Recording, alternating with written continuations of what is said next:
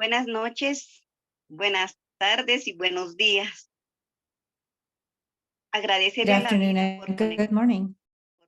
We thank life for allowing us to connect one more time in this second session of plans presentations. And as always, today, before we start with our agenda for today,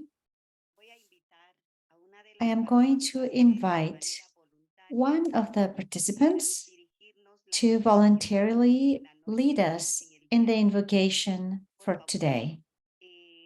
Please, if we can have one volunteer to lead the invocation today, please.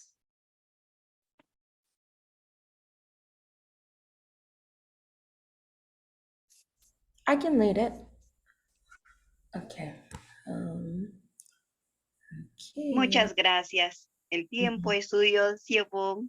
Thank you, Gracias. Siobhan. Please go ahead. Thank you and welcome. Okay.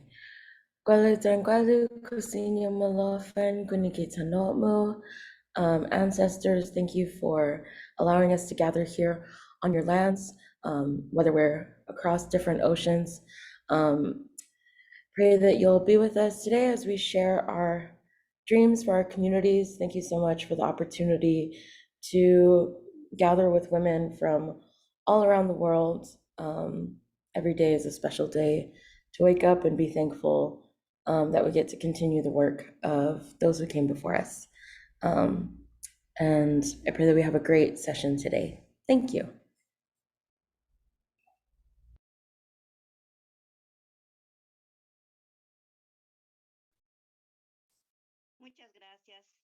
Thank you so much, Siobhan, for leading us today.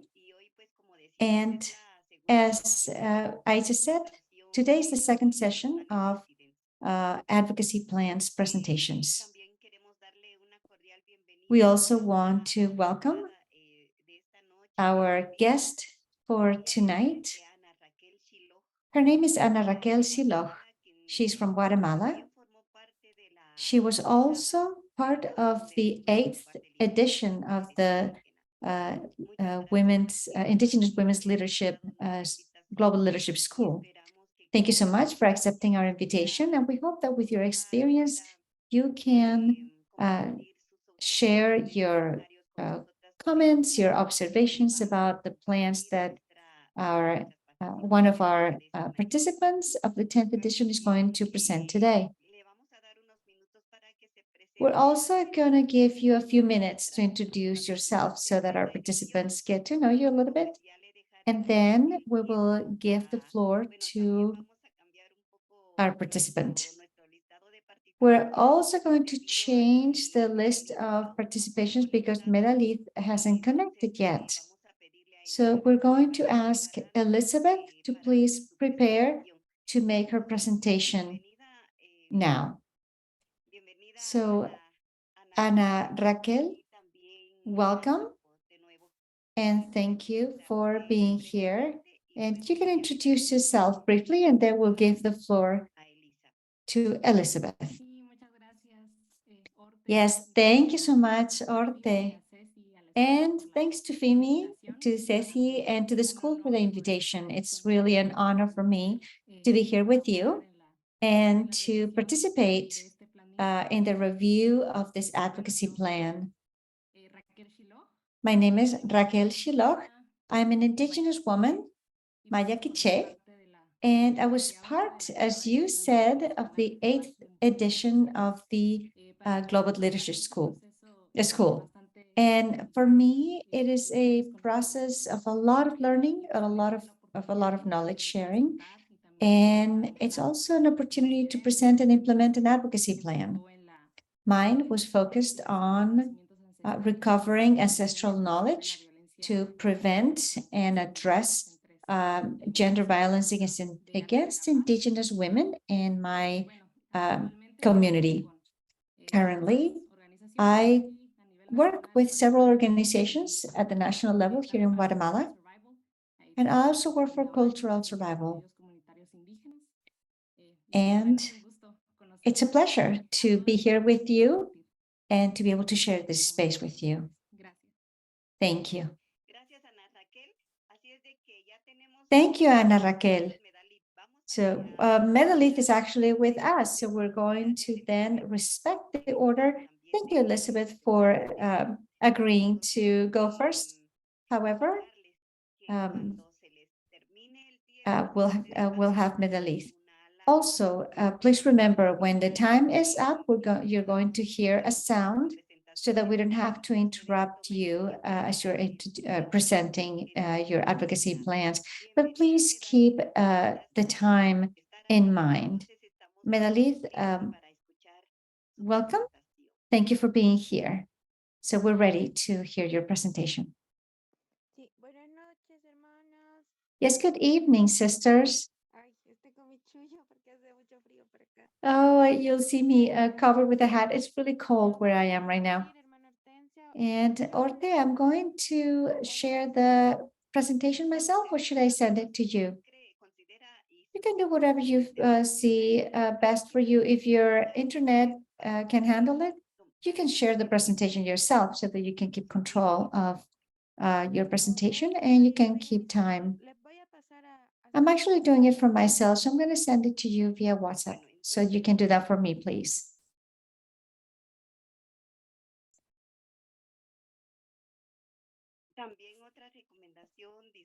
Another recommendation, and please allow me to take this opportunity while Medelith is sending her presentation. If Elizabeth and all of the participants for tonight are ready, please be ready to share your presentations or share them with us now so that we can really use the time wisely. I am going to present mine. I'm going to share mine if I'm allowed to share my screen.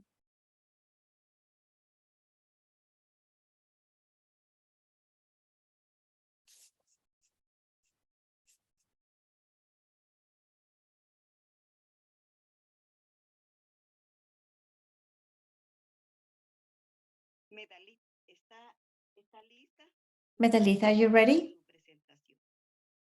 You have now sent your presentation.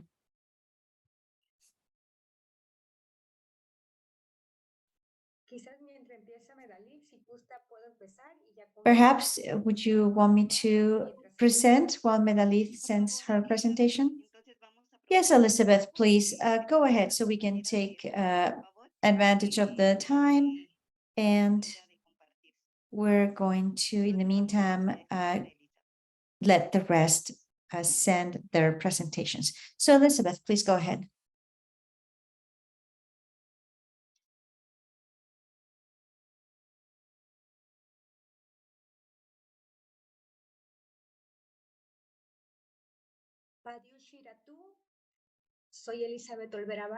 My name is Elizabeth Olvera Vázquez.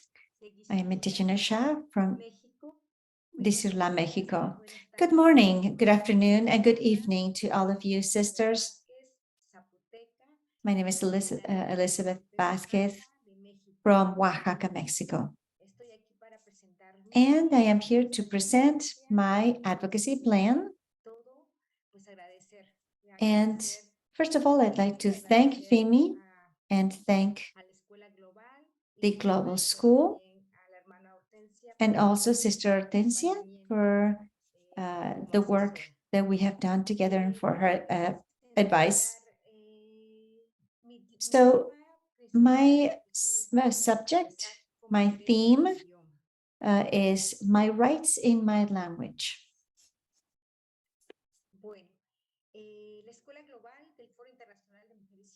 The FIMI's Global Leadership School and my advocacy plan for 2023, and I've called it the interpretation of the recommendation 39 of the CIDA in Zapoteco, Mixteco, Yayuk in the state of Oaxaca to spread the political rights that Indigenous women have concerning their Indigenous language. So what does this, why is it important that this recommendation be translated into our languages? First of all, I would like to say in general terms what this recommendation says. And it says, this recommendation 39 from the CEDAW, if we look at Article 7, 8, and 14, they highlight the issues of Indigenous women and girls who tend to be excluded in the decision-making processes at the local, national, and international levels, even in their own communities. So this is a right that includes their participation when we're in the adoption of decisions within their communities, as well as with the ancestral authorities and any other authority. The text of this recommendation, General Recommendation 39, promotes the voices of Indigenous women and girls as agents who lead inside and outside of their communities. And this is what the recommendation says. What is the issue that I want to address?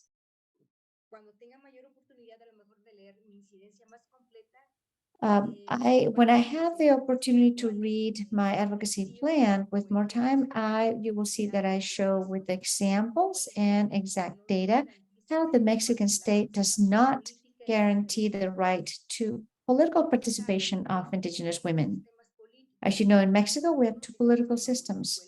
One is the electoral system, and the other one is the Indigenous governing systems by our own communities. Another issue that I want to discuss is how the representative democracy in Mexico has a huge problem because there's an absence of the Indigenous people in the decision-making process, especially of Indigenous women, because we are the ones with the least access in terms of our political rights. So both the political party system as well as the Indigenous system violate the principle of equal rights for women and does not guarantee the participation of Indigenous women at the same level as for men, despite the fact that we have international treaties that Mexico has accepted.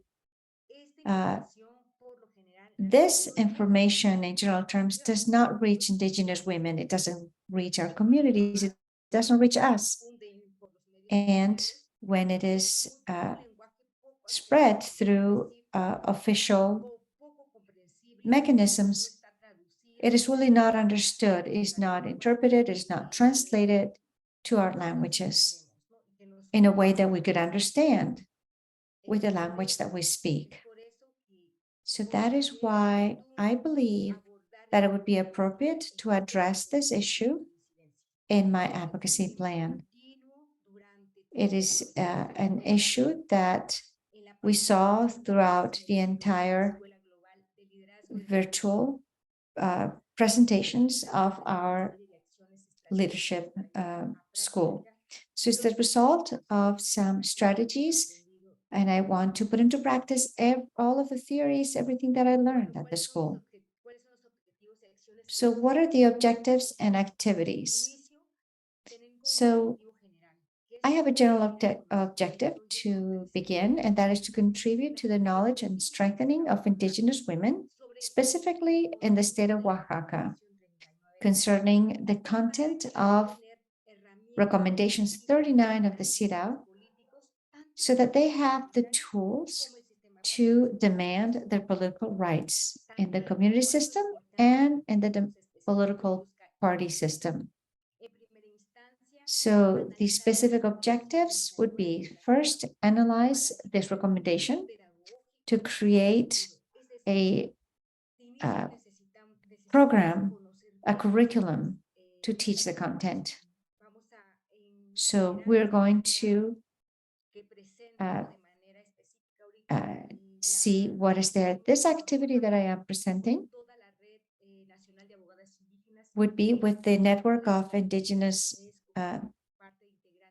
lawyers as integral part of the organization. Has been supporting my plan from the beginning. So as Indigenous lawyers, we're going to create a program with content that is accessible, with language that is accessible for to the community, so that anyone can really understand this legal language. The second objective would be to interpret this content into or translated into the main three languages: the Zapoteco, Zapotec, Mixtec, and Ayuk. So translate the content of recommendation 39 into these languages. So we want to make this information known, but in a language that we can understand. The third objective would be to disseminate the audio in audio form. Many of us may not be able to write or read or write this content. It's still an oral language. They're all oral languages. So we're going to disseminate the content, especially through radio. And the three Indigenous languages that are most spoken in our area. So we want to bring the content from this recommendation to the communities, to women in these territories. And the fourth objective would be to promote a citizenships, a monitoring system by citizens to monitor the exercise of the political rights by Indigenous women in the state of Oaxaca. So we don't have specific data, and we would be having this system to monitor the implementation. And throughout the months that this will be implemented, we will see how women are participating.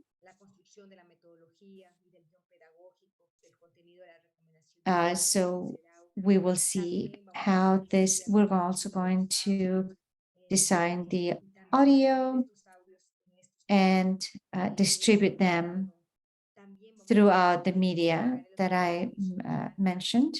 And we're also going to have this citizenship, the Citizens Observatory, to see how we monitor the exercise of the political rights of Indigenous women in the state of Oaxaca, and to see how our products, how we can make progress with this, with these products. So what would the results be, the outcomes that we expect through this advocacy? So first would be to strengthen the abilities of Indigenous women in the state of Oaxaca, because they will have more information, they will have the content accessible in their own language. Another one would be that there's going to be that we're going to socialize this content in the three languages that are most spoken in the state of Oaxaca, and with the purpose of making our rights visible in our own language, which is a right that we have as well, a language right, which is not guaranteed to have this information in our own language. That's an important right. So we will distribute this through several media. We have the Women Lawyers Network, and Twitter, Famous page, and radio. Another one of the results would be that is to have a dialogue with the decision makers and at the Congress, at least in the state of Oaxaca, so that this right is respected. So we would need to demand that recommendation 39 be complied with. There are also challenges. So this would be a way to accompany Indigenous women who want to participate in the decision-making process in our communities and outside of the communities and participate in the electoral institution. So this recommendation will become a political and technical tool to organize our work. And from the Indigenous women lawyers from Oaxaca, network from Oaxaca, we will have meetings to continue training other women to let them to see who are community leaders. And we're going to implement this plan. And thank you so much, sisters. This is my advocacy plan in general terms. Thank you so much. Thank you, Elizabeth. We will hear comments today from Ana Raquel Shilog. She also has 12 minutes so that we can continue with our agenda. Go ahead, Ana Raquel. Thank you, Orte. First of all, congratulations, Elizabeth, for this advocacy plan. And I believe that it is quite complete and quite with the objectives and the strategies. I think that it shows how to make the participation by women very visible. And the organization system by Indigenous peoples, and as well as in the political party system. I think that it is so important to use something like this recommendation because it is very important to bring these recommendations from the theory to the communities to see how they're interpreted and to spread this tool in local languages. So I think that it would be important to identify, or whether you already identified certain women who would be interested in being part of this process, who also represent these 3 Indigenous peoples from Oaxaca. So I think that would be interesting to do, like to have an activity where you can share how this recommendation is interpreted.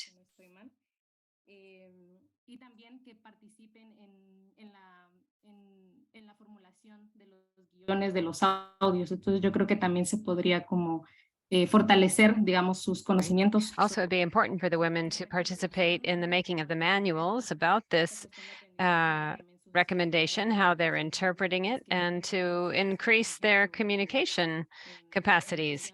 So that would be great if the women could participate in the production of the audios.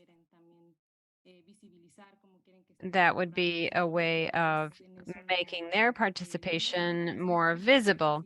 And it's maybe what you have planned, but it's not so explicit in your presentation. So I wasn't sure exactly how you were going to involve the women in this various aspects.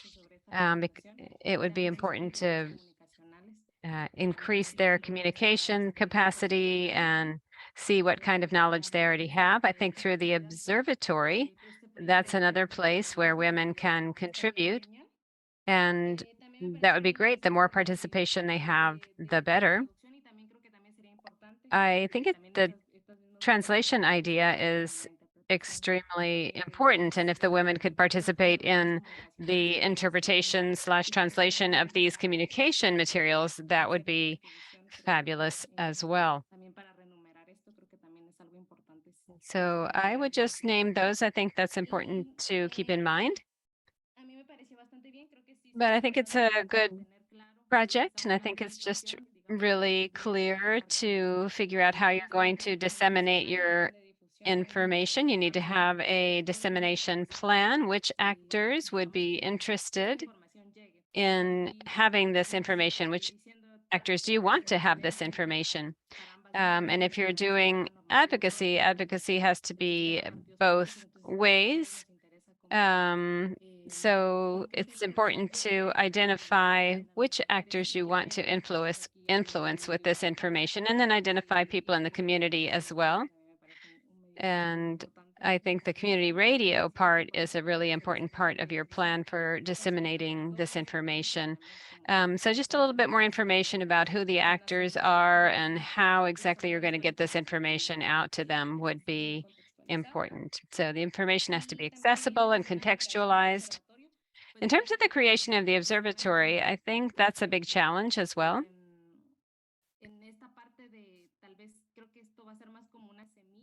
I think this might just be sort of a seed project. You might think of it in that way in terms of your methodology. As you talk to the women that represent the 3 indigenous peoples of Oaxaca that you mentioned. And it would be good for them to participate in deciding what kind of objectives that they want to establish for the observatory and what kind of methodology you're going to use. Then the follow-up can happen, and I think you're going to need to have a follow-up plan. And in this sort of pilot plan, which is the observatory, or the seed project, that's the observatory, just start small. Those are my recommendations, but I think it's a very clear plan. I think it's a good plan, and it's practical in many ways. Thank you. Thank you very much. Thank you, Ana Raquel. We are keeping your comments, recommendations in mind. And we know that in the process of implementation, suddenly we realize what kinds of activities that we need to have to complement what we've already thought of. Thank you for this feedback. It will undoubtedly strengthen this advocacy plan. So congratulations, Elizabeth. And thank you, Ana Raquel, for strengthening our work. We hope that we'll see you at another time in another space. And thanks very much for your participation and comments. And so this is the time that Elizabeth has for us, and I'm going to give the floor to Winnie right now, who will introduce other advocacy plans. Thank you, Ana Raquel. And we hope to be in contact.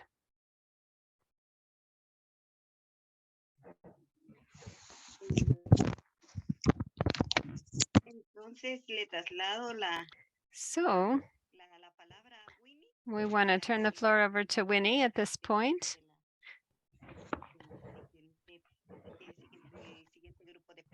And she can introduce the next group of presenters. Good evening, Winnie. Hola, Orte. Thank you so much. Good evening to you too, and good evening and good morning, sisters. I hope you can hear me.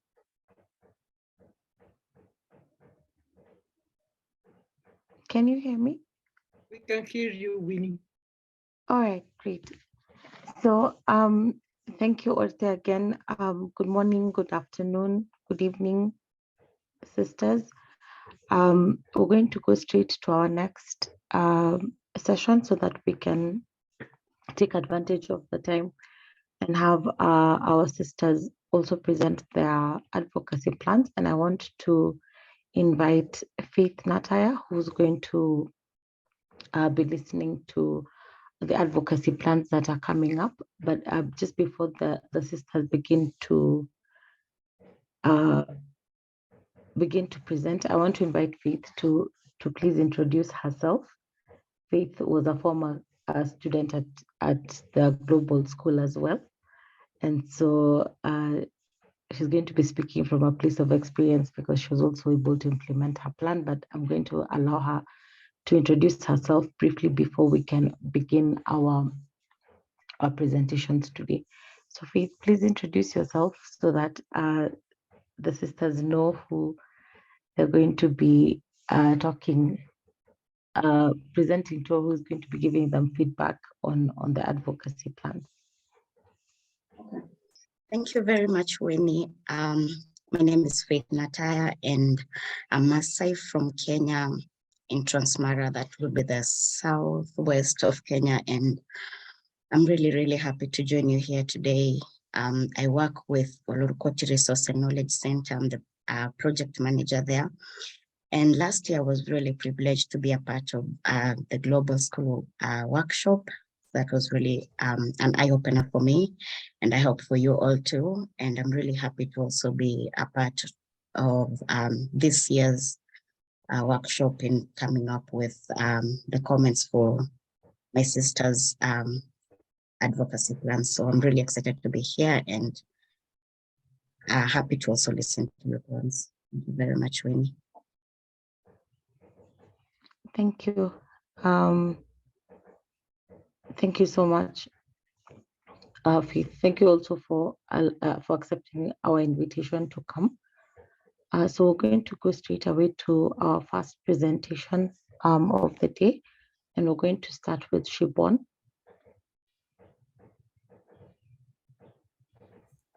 So Shibon.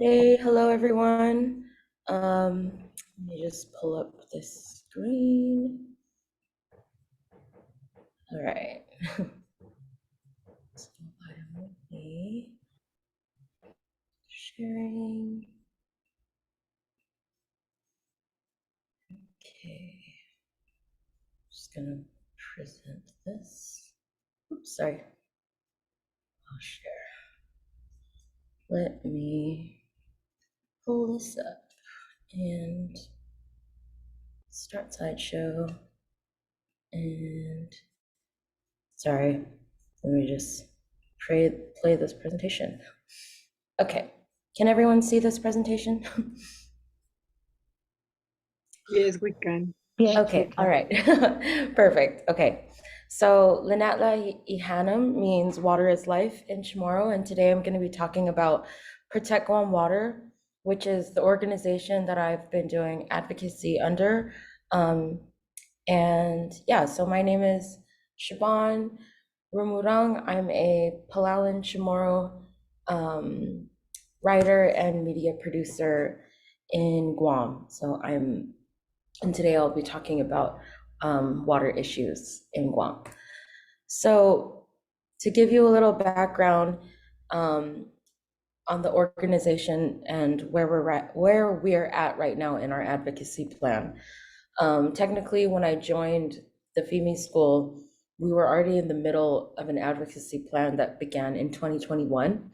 And so NIHI Indigenous Media is a nonprofit media organization that I'm a producer at. And we tell media stories throughout Guam and the Northern Marianas and Micronesia that basically uplift Indigenous perspectives and Indigenous stories. And so in the past couple of years, actually more than that, NIHI Indigenous Media has been around for a decade, but I started working there 5 years ago. And we're dealing with the really intense military buildup in Guam. And so in 2021, as the US military has increased their activities in our islands and construction in our islands, we developed an advocacy program, a youth leadership program of all women. Sorry, we developed a youth leadership program of all women called Protect Guam Water. And so Protect Guam Water is actually a youth cohort under NIHI Indigenous Media. And that is who I represent, and that's who has been developing the plan that you're going to see today. So just a little background on the issue. In Guam, where I'm from, the US military is constructing a massive live fire training range complex. And so this is 57 acres or 260 football fields or soccer fields, whatever reference you can imagine for that large of a space. So these are 57 acres of ancestral lands in the northern part of our island that has been completely deforested and developed for the sake of these live fire training ranges. Over 237 days of the year, 39 weeks out of a 52-week year, they will be doing military activities and firing range usage and practices. Almost 7 million rounds estimated to be fired each year in these areas. And this covers 79 ancestral historical sites that will be impacted. 20 known archaeological sites are eligible for National Registry of Historic Places. And since the development of this area in the northern part of my island, ancestral bones have been found repeatedly since the beginning of construction. And so, but the most important, well, not the most important, but I guess the issue that group is focusing on is that 1.7 million gallons of Guam's main water source is withdrawn per day from the aquifer, which is a well that sits below the surface of our island in the north. Guam's primary source of water sits below all of this military activity. And so just to give you a visual for that, these are some of the areas that have been cleared. This is the cliff line in the northern part of our island. And this is the surface danger zone, which is where all of the military activity will be taking place. And so, and then on the right side is this photo of where our aquifer is. Part of the reason why this is such an urgent issue and why we've had to take such direct action in the past couple of years since we started this program is because all of the research has shown that lead contamination in the soil surrounding firing ranges is a huge threat, and that the EPA has done multiple environmental impact statements for different firing ranges across over 30 different firing ranges across the US. The EPA has done studies that show that this is a really crucial threat.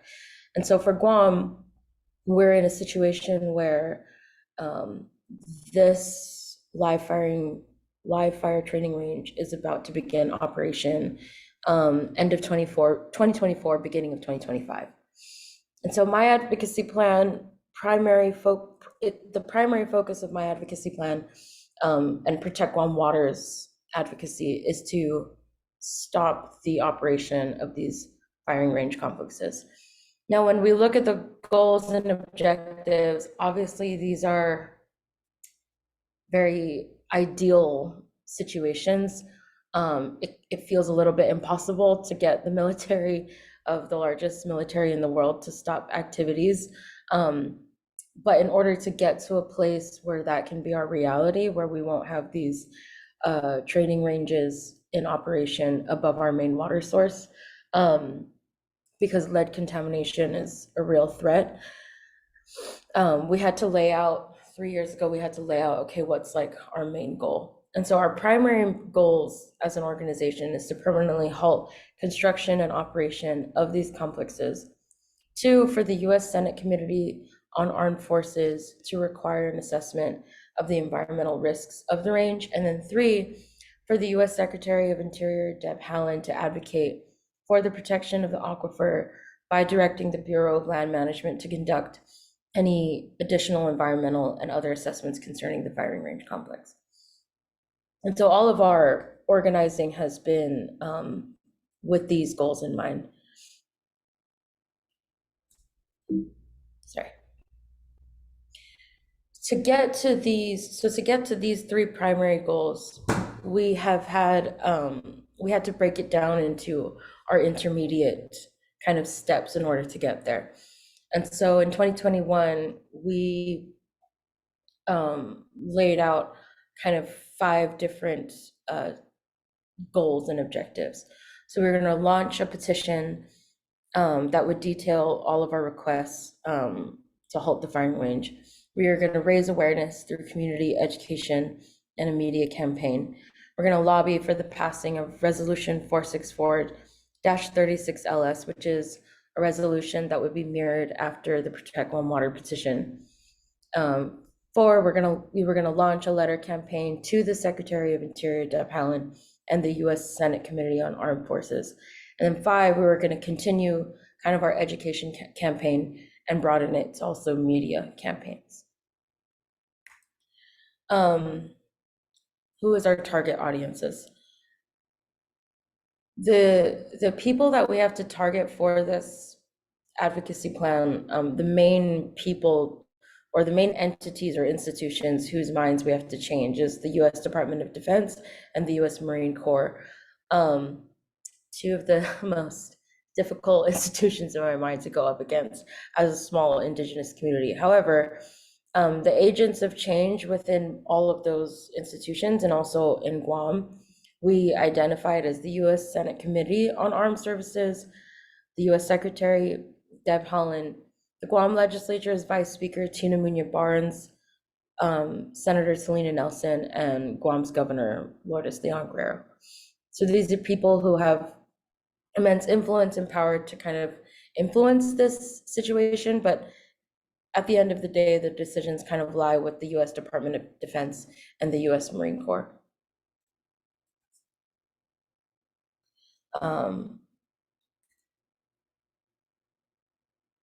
Sorry, I'm just letting this.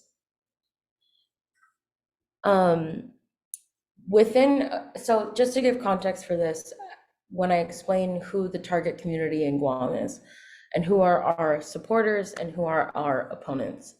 Guam is although the Indigenous community is still really strong and that Chamorros hold a lot of power in terms of we run our local government, we are still the majority of the population.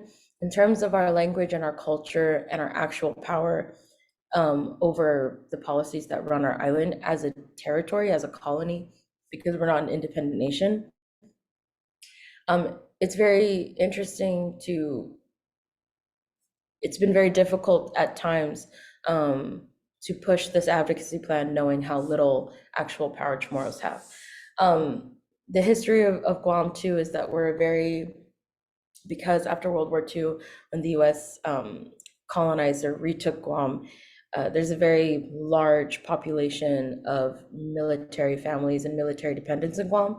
And so a lot of times we've had to be really strategic in how we approach this issue by not coming off as anti-military families and military dependents who make up a large majority of Chamorro families and communities. But all that said, this advocacy plan and Protect Guam Water in general has been able to garner a lot of support. I'll go over kind of the past 2 years and what we've been able to get done with this advocacy plan. But in general, we've been able to get almost 10,000. We're at 8,000 signatures on our petition. We've been able to meet with and collaborate with different ally organizations, both in Guam and in the region in the Pacific, and also with Indigenous organizations in the continental Americas. And we've also been able to work with local senators who have supported our appeal to stop the firing range. But again, we still have very clear opponents of this, and in many ways, both our governor and certain senators in our legislature, and then of course the U.S. Department of Defense and the U.S. Marine Corps, because Guam still remains very Americanized, and we have a huge population of people who feel very patriotic or loyal to America. Sometimes it's a bit hard to critique the military in Guam because so many people are dependent on the military to support our economy, to support our families.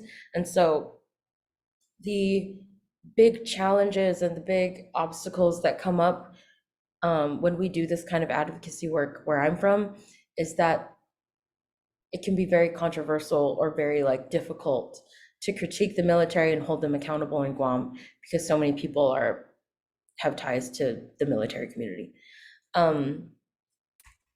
So strategies and tactics. I'll give you kind of just a quick overview and not take up too much time going over this.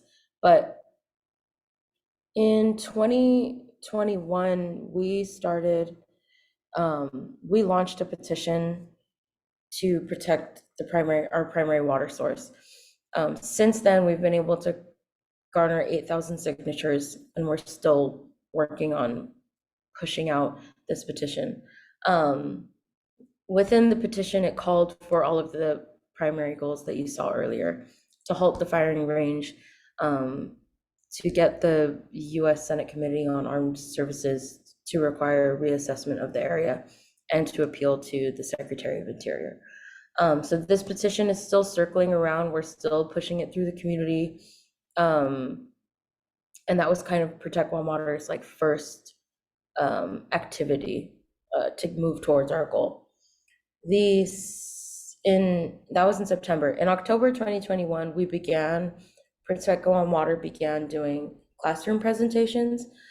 We knew from the very beginning that working with schools and the student population was always going to be the most effective way of disseminating information. And so we've been working with the local school population since October of 2021. In April of 2022, so after doing all of those presentations I'm sorry, yes? Sorry for interrupting you. You have 2 minutes left. So Okay, thank you. Yeah. I will wrap up. Okay. Okay, so to kind of just give you a brief overview of how far we've come on the plan now. Since 2021, when Protect One Water launched the petition, to this past year, hosting roundtables at the Guam Congress building and petitioning our local senators and legislators to move towards building solidarity with other groups. In November of last year, Protect Guam Water gave testimonies at the Guam Congress building on a resolution that was modeled directly after the petition. So Resolution 464-36LS was a big goal of ours to get this resolution drafted and then presented in our legislature and then eventually passed. And this was done with pretty much done with the help of the legal counsel that helps with Protect Guam Water and different people in our community that have kind of been mentoring and informing this advocacy plan. And so in December of just this past year, the resolution was passed and it was transmitted to the Department of Interior. And as far as those big intermediate goals that you saw in the beginning, we've finally been able to reach those goals. And in terms of the rest of our advocacy plan, we're currently working on the media campaign portion. So developing different media pieces to inform the public about our water issues, and our letter writing campaign to the Secretary of Interior to kind of get more attention on this. But yeah, that was just a quick summary of all of the work we've been doing since 2021 and kind of where we're moving forward.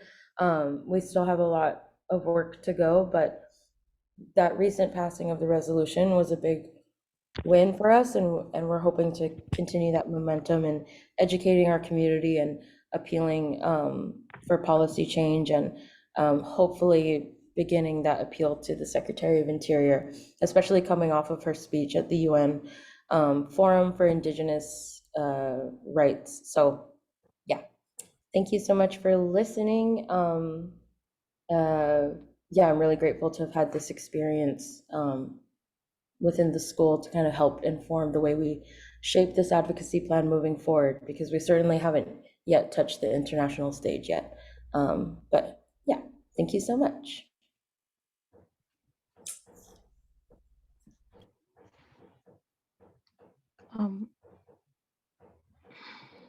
Thank you so much, Siobhan. We'll go to our next presenter, and please remember that you have a maximum of about 18 minutes for your presentation. So please keep that in mind, and I will let you know when you only have 2 minutes left, as I did with Siobhan. So we're going to welcome our next presenter, Maria. So Maria, please go ahead with your plan. So we'll get the comments at the end of all the presentations. Thank you very much, Winnie. Good morning, sisters. Good evening. My name is Maria Letitoya from Kenya, and I work for African Indigenous Women's Organization. My advocacy topic is strengthening Indigenous women's rights on property and land rights in Kiltaman and Westgate, Samburu East Sub-County. Next, please.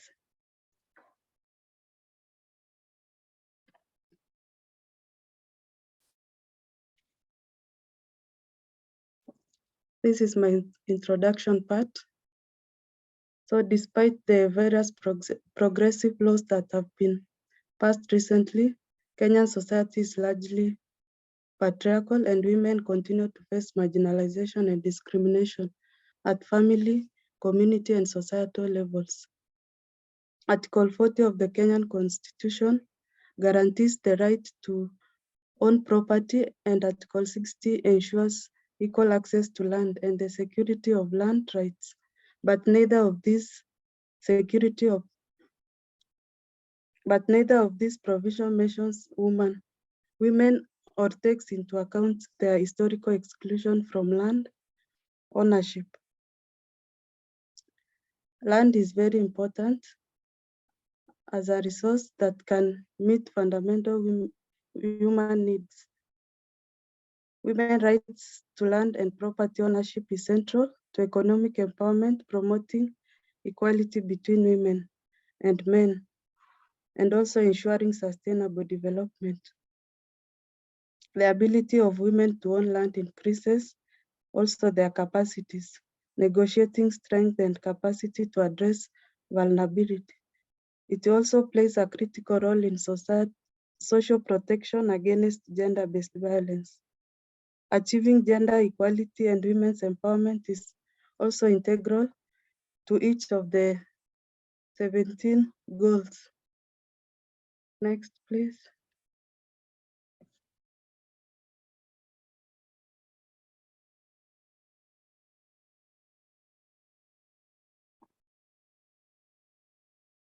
Okay, characteristics of the target community. Kiltaman and Westgate are villages found in Samburu East Sub-County of Kenya. The areas are inhabited by Samburu indigenous communities. They practice nomadic pastoralism as their main source of income. The climate in this region is arid, forcing them to move from one place to another to look for green pasture and water for their livestock. In terms of gender roles, the women are responsible for the home, and the men's job is focused on grazing their herds. In terms of decision making, the elders are responsible for making decisions that affect the community. Next, please.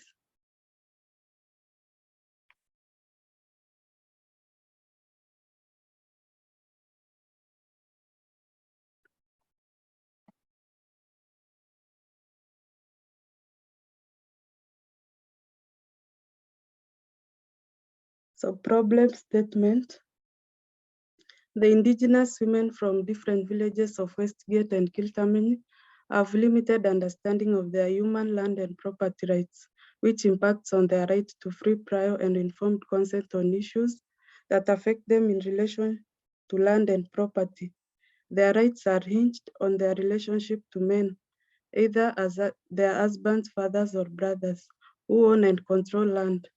Cultural beliefs, lack of awareness, discriminatory official responses, fear, and lack of participation hinders enjoyment of Indigenous women towards land.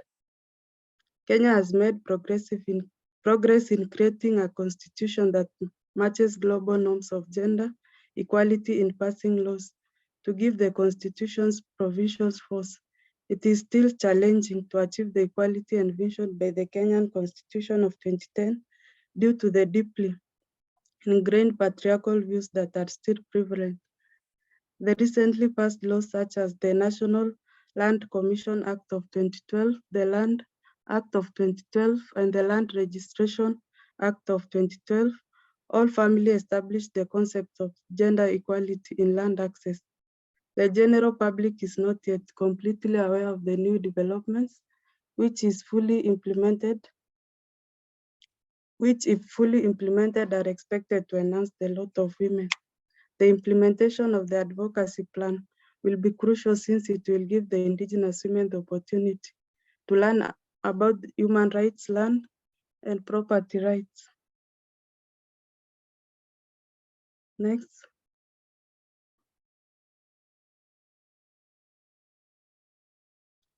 Relevant legal and political framework involves 1. The African Charter on Human and People's Rights, which gives recognition to the rights of women by stating that every individual shall be entitled to the enjoyment of the rights and freedoms recognized and guaranteed in the present charter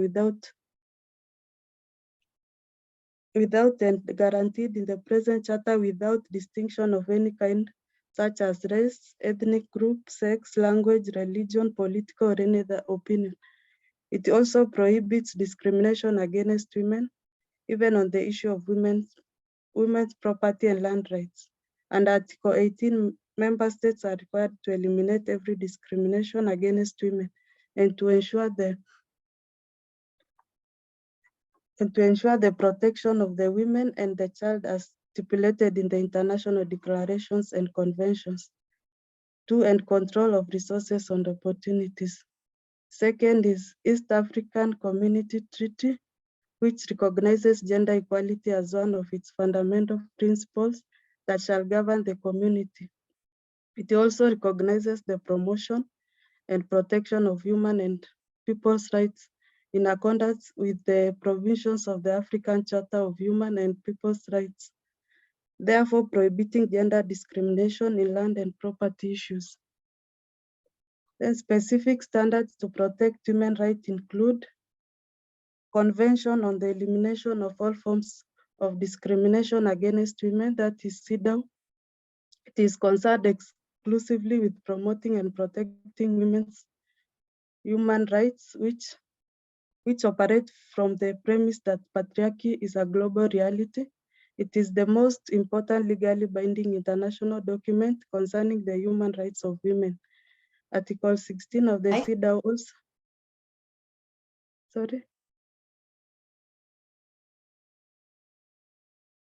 Article 16 of the CEDAW also states that land tenure reform must ensure women's property rights during marriage, at divorce, and in the event of a husband's death.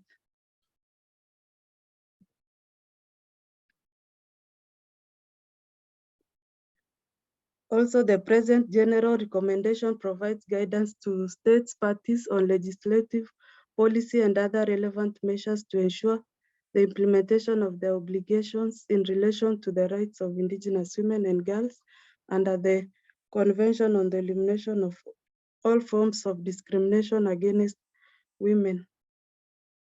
Second is the Universal Declaration of Human Rights. Under the Universal Declaration of Human Rights, we have A, the rights to equality before the law and to equal protection of the law, that is Article 7. B, the right to own property, that is Article 17. Then that is Beijing Platform for Action 1995. Is an agenda for women's empowerment, which aims at accelerating the removal of all the obstacles to women's active participation in all spheres of public and private life through a full and equal share in economic, social, cultural, and political decision-making. It also calls upon the government to undertake legislation and administrative reforms to give women equal rights with men to economic resources, including access to ownership and control over land and other properties, credit, inheritance, natural resources, and appropriate new technology. Next.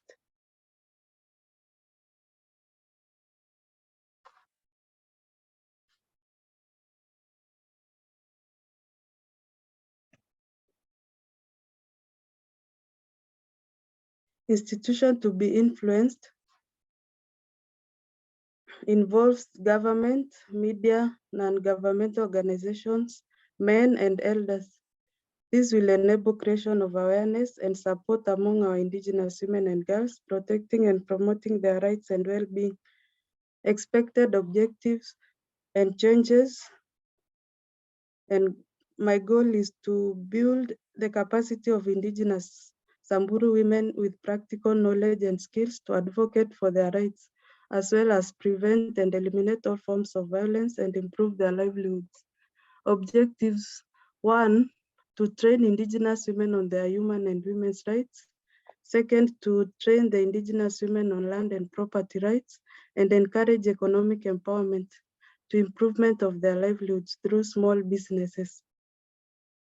3, to train the Indigenous women to enhancing their leadership skills and networking.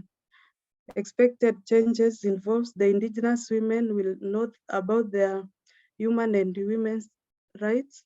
They will learn about their land and property rights. The Indigenous women will be empowered economically, focusing on small businesses and sustainable land use. This will in turn reduce their overdependence on their husbands, especially reducing the numbers of different forms of gender-based violence cases they experience every day. Expected outcome 2 involves the Indigenous women will enhance their leadership skills, gain courage to speak up and speak out, as well as the relationship between them and the local leaders at the grassroots, which will be improved, and teamwork and courage. Inclusive participation and representation of Indigenous women and girls in all public institutions and decision-making platforms will also be achieved. Next, please. Activities involves training the Indigenous women on human land and property rights. Activity 2 involves exchange visit on economic empowerment. Activity 3 involves dialogue with community, local leaders, and the women to encourage networking and improve relationships. Alliances involves Indigenous Information Network, 2 Indigenous Women's Biodiversity Network, and Kiltaman Women Group. Strategies, advocacy skills, sharing the Indigenous women will share experiences by narrating stories of people they know whose property rights have been abused, including the circumstances, the action taken, if any, and how the incident has affected lives. The stories shared may be used to explain concepts and principles during the rest of the training. 2, engaging the community. Engagement with the community will be important since everyone will be involved in the process, facilitating project sustainability. Networking and collaboration with other stakeholders, for instance, the government, both local, county, and national, to ensure positive impact in the community. And lastly, use of local radio to create awareness, encouraging protection and promotion of Indigenous women's and girls' rights. Next.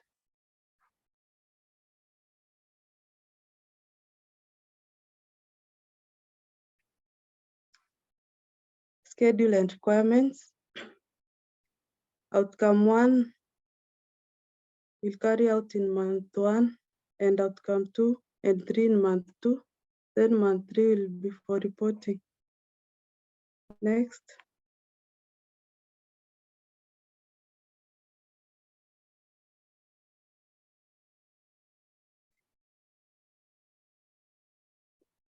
Requirements, gender, intergenerational, intersectionality, intercultural approaches analysis. So requirements involves resources like time, funds, materials, target group to enable project activities implementation.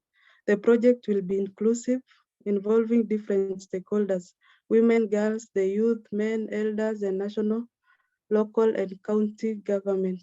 This will result in collective sustainable development in the spirit of leaving no one behind, bringing Indigenous women and girls issues on board, encouraging both financial and moral support towards their needs.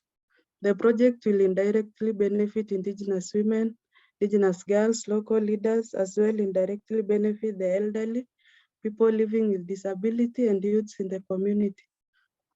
Training development plan for the group to achieve the objectives. One, the target group will be 300 Indigenous women, and each training will be scheduled for 2 days. It will be advertised through our network and through the women groups, traditional leaders, that is the chiefs and elders. I will prepare a workshop booklet which will contain the following: the concept note of the workshop, which will provide an overview of what the workshop will be about, its objectives and expected outcome. A work plan which will identify all the activities to be undertaken, individuals responsible, and deadlines for completing each activity. The national and the international laws that will be used for reference or educational purposes during the conference, for example, the Constitution of the Kenya 2010 UN DRIP, ILO Convention on 69, and CEDAW. It will also contain other reading materials such as reports from previous meetings, a report from FIMI, Indigenous Women, that is Indigenous Women Stand Against Violence, among others. Capacity building and trainings on human land and property rights, as well as leadership of Indigenous women and girls, will help reach even more Indigenous women and girls as they share the knowledge gained during these meetings. Next.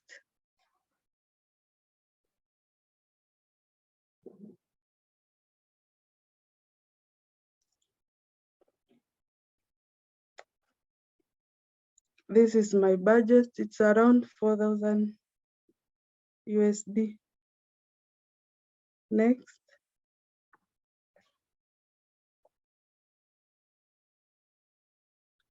Monitoring plan. Monitoring and evaluation will be continuous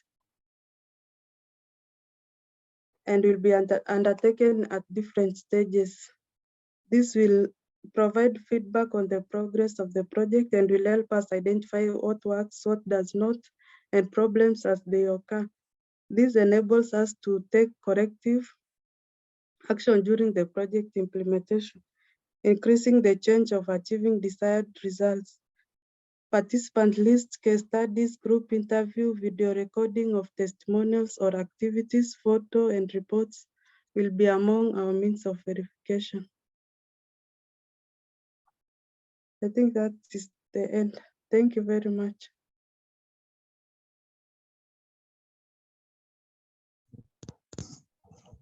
Thank you, Maria. Thank you so much for your presentation.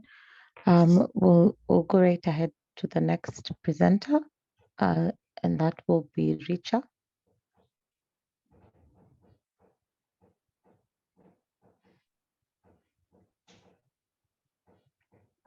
Thank you. Good morning, everyone. I will be sharing my brief presentation here. And my name is Richa Pradhan, and I'm from Nepal. I am engaged with Asia Indigenous Peoples Pact, a network of Indigenous women in Asia. But I've prepared my advocacy plan based in Nepal, based in the issues that pertaining to Nepal.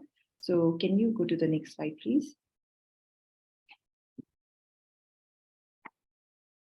So my advocacy plan is based on how climate change, because climate change is impacting indigenous peoples and indigenous communities in Nepal also, being Nepal a Himalayan country, and indigenous peoples' livelihood and our culture is much associated to natural resources, and we have that dependency on natural resources. But climatic changes are impacting very much with onset of disasters. And on top of that, conservation policies and acts coming forward in the name of conservation are overlooking the rights of indigenous peoples. And also there are certain climate change policies and also different guidelines that have been adopted in Nepal, but which have also somewhat not integrated the rights of indigenous peoples. So in that line, my advocacy would be based on how indigenous peoples' rights are whether included or whether not included in the guidelines or policies that are related to climate change in Nepal. So can we go to the next slide, please? So my advocacy's objective is to highlight the gaps in policies and guidelines of Nepal, which is related to climate change from indigenous people's perspective. Next, please. Next slide, please. So the activities that I've outlined is that I will be conducting literature review of reports and policy, based on which a very simple brief paper would be developed, which will also be consulted with indigenous women organizations in Nepal. We have National Indigenous Women Federation in Nepal, which is the umbrella body of different indigenous women organizations. So I will be directly working with National Indigenous Women Federation for this consultation. I will also be preparing this brief paper in consultation with these indigenous women organizations in Nepal. And other activity is that after the drafting of this brief paper, it will be presented to indigenous women organization and other groups in Nepal, like we have indigenous women like association for women with disability, and other consortium is also there. So it will be presented to them for the validation and for their input. And I also intend to present it at COP 2023 in any side event with collaboration with other indigenous people's caucus or indigenous women's in Asia's network or any side event. So regarding the stakeholder who will be engaged during this advocacy will be primarily be the indigenous women organizations. They will be part of the consultation and also the input, and also media. For media, a press release from National Indigenous Women Federation will be conducted. So media will be done. Media will be part of this advocacy in that sense. And regarding the state, sharing of a statement based on the brief paper and the findings will be done during COP 2023. So next, please. And support group would be yes. Next slide, please. Support group will be that National Indigenous Women Federation of Nepal will be oriented on climate change and how it is impacting indigenous women, and what are the gaps in policies of Nepal that they should be advocating forward. And the brief paper, which will be prepared, will also be published in collaboration with National Indigenous Women Federation, which will be also an advocacy tool for them to advocate these kinds of gaps in terms of policies, constraints in Nepal. So I've also kind of like estimated the cost for it, cost for the consultation workshop and press release 100,000 USD, and publication of pre-paper with NIF would be 200, and representation at COP 2023 would be like 1,200 USD. So this is the budget estimated, and that my presentation is very brief one, which is very much focused on highlighting the gaps in the policies of climate change, which I believe that Nepal's Indigenous Peoples Organization have not yet done. So I think in that sense also it is very important to highlight these gaps, how we are placed and how what our positioning should be in our national policies, which is related to climate change, national policies and guidelines, which is related to climate change. Thank you.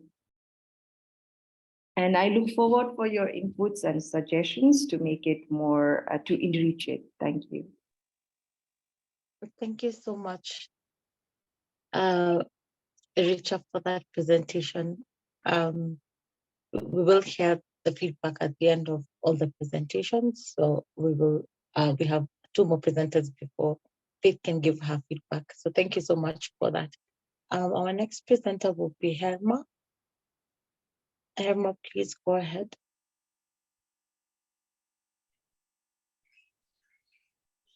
Good morning, good evening, sisters.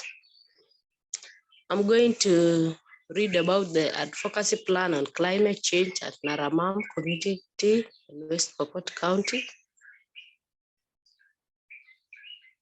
Okay, I'm Irma Rotuno from West Pokot in a community called Naramam. My advocacy plan on climate change at Naramam community in West Pokot County. Next.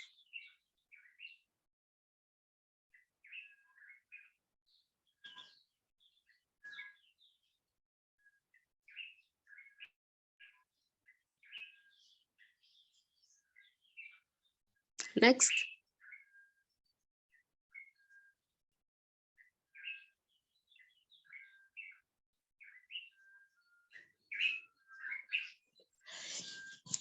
Introduction, climate change is a global change that requires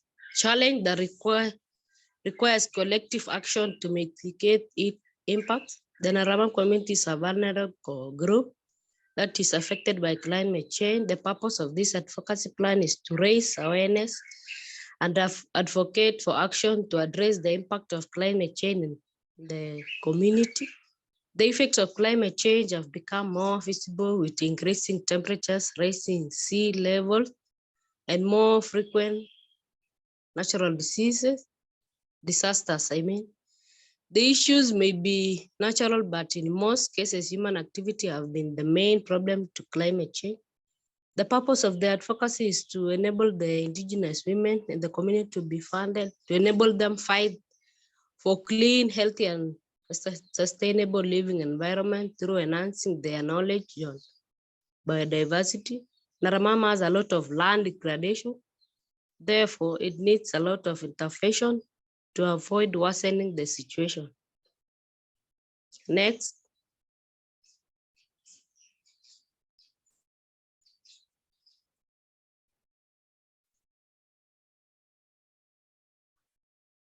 Identification of the problem. The Naramam community is experiencing increased incidents of prolonged drought and unpredictable rainfall pattern.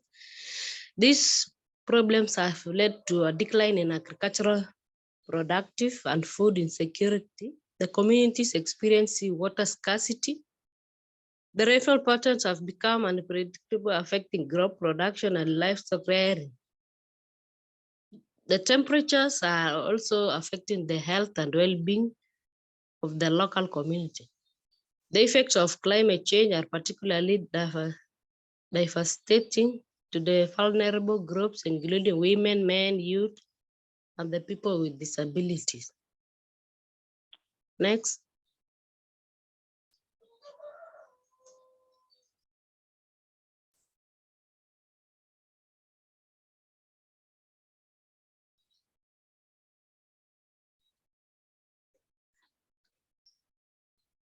Characteristics of the target community. Naramam community is a rural community that depends on pastoralism and subsistence farming. The community is mainly composed of Pokot tribe. They primarily depend on livestock for their livelihood. The community faces numerous challenges, including poverty, inadequate infrastructure, and limited access to basic services such as education and healthcare, making them more vulnerable to the impacts of climate change. Next. Justification, the impacts of climate change in the Narabam community have had far-reaching effects, including food insecurity and land degradation. The community is experiencing water scarcity, and the quality of the available water is deteriorating during dry season. And addressing the challenges posed by climate change is critical to ensure the sustainable development of the community, thus improve resilience to climate change. Next.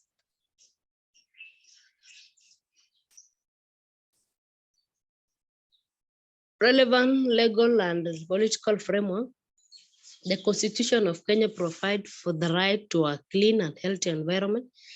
Kenya has signed and ratified international agreements such as the United Nations Framework Convention on Climate Change, UNFCCC, which provide a legal framework for addressing climate change at the national and county level. This legal and political framework provide a basis for advocating for action on climate change in Naramam. Next.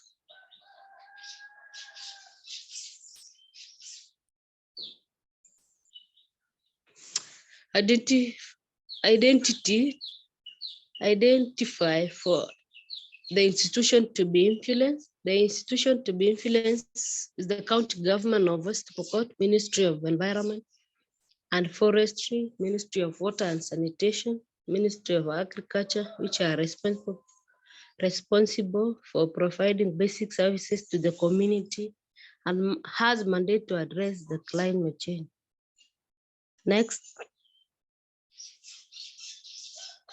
Expected objectives and changes. The objective of this advocacy plan is to raise awareness on the impact of climate change and advocate for action to mitigate its impact. The changes expected include increased community participation in climate change mitigation activities, develop and implement strategies to mitigate the effects of climate change, including water harvesting and reforestation, improve access to clean water and sanitation facilities, increase food security through sustainable agriculture practices, improve livestock health and productivity through sustainable livestock rearing practices. Next.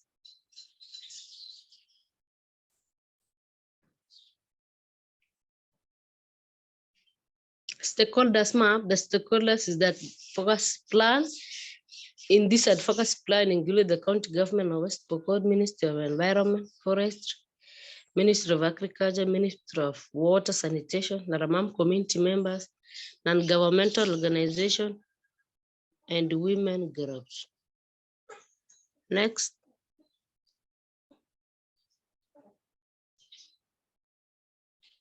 International organizational analysis, SWOT analysis, strengths, strong community network, availability of local resources, strong leadership, traditional knowledge and indigenous practices. Next. Weaknesses, limited access to financial resources, limited technical expertise, poor infrastructure. Next. Opportunities, international funding for climate change initiative. Threats, limited access to financial resources, unpredictable rainfall patterns and drought. Next.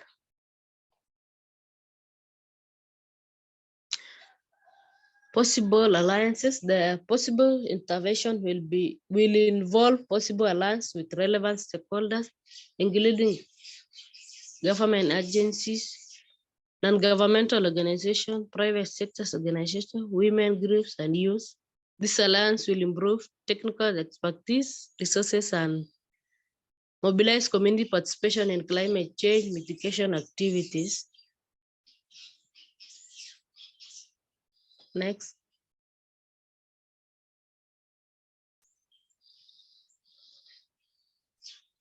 Advocacy plan strategies will involve the following activities: conducting community sensitization on the impact of climate change, engage with the county government of West Pokot to develop policies and strategies to address the impact of climate change, developing community-based climate change and mitigation, building the capacity community member on climate change mitigation activities. Next.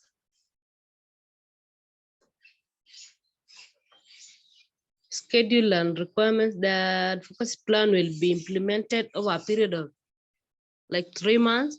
The requirement for the advocacy plan include funding for community sensitization, sorry for that, capacity building, and climate change mitigation program.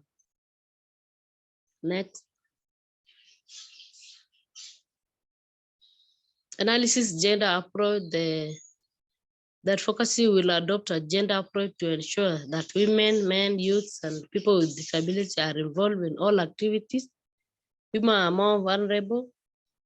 This advocacy will also take into account the gender-specific impacts of climate change on women and men.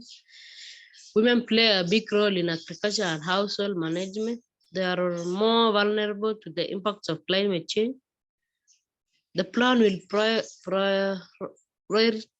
prioritize the involvement and empowerment of women in climate change mitigation and adaptation efforts. Next.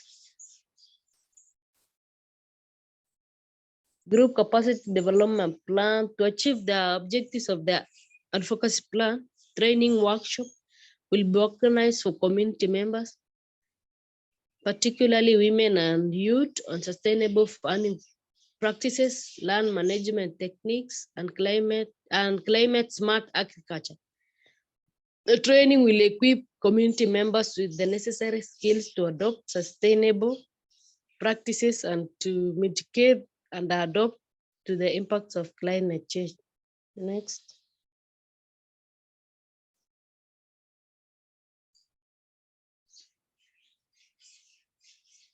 Monitoring plan. To ensure the success of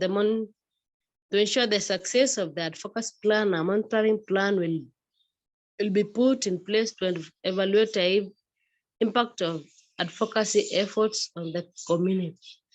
The monitoring will involve regular assessment of the community's adoptions of sustainable practices and land management techniques. The plan will also track policy changes at the local and national level that address the climate change. Thank you, and I'll be looking forward for more details or inputs. Thank you.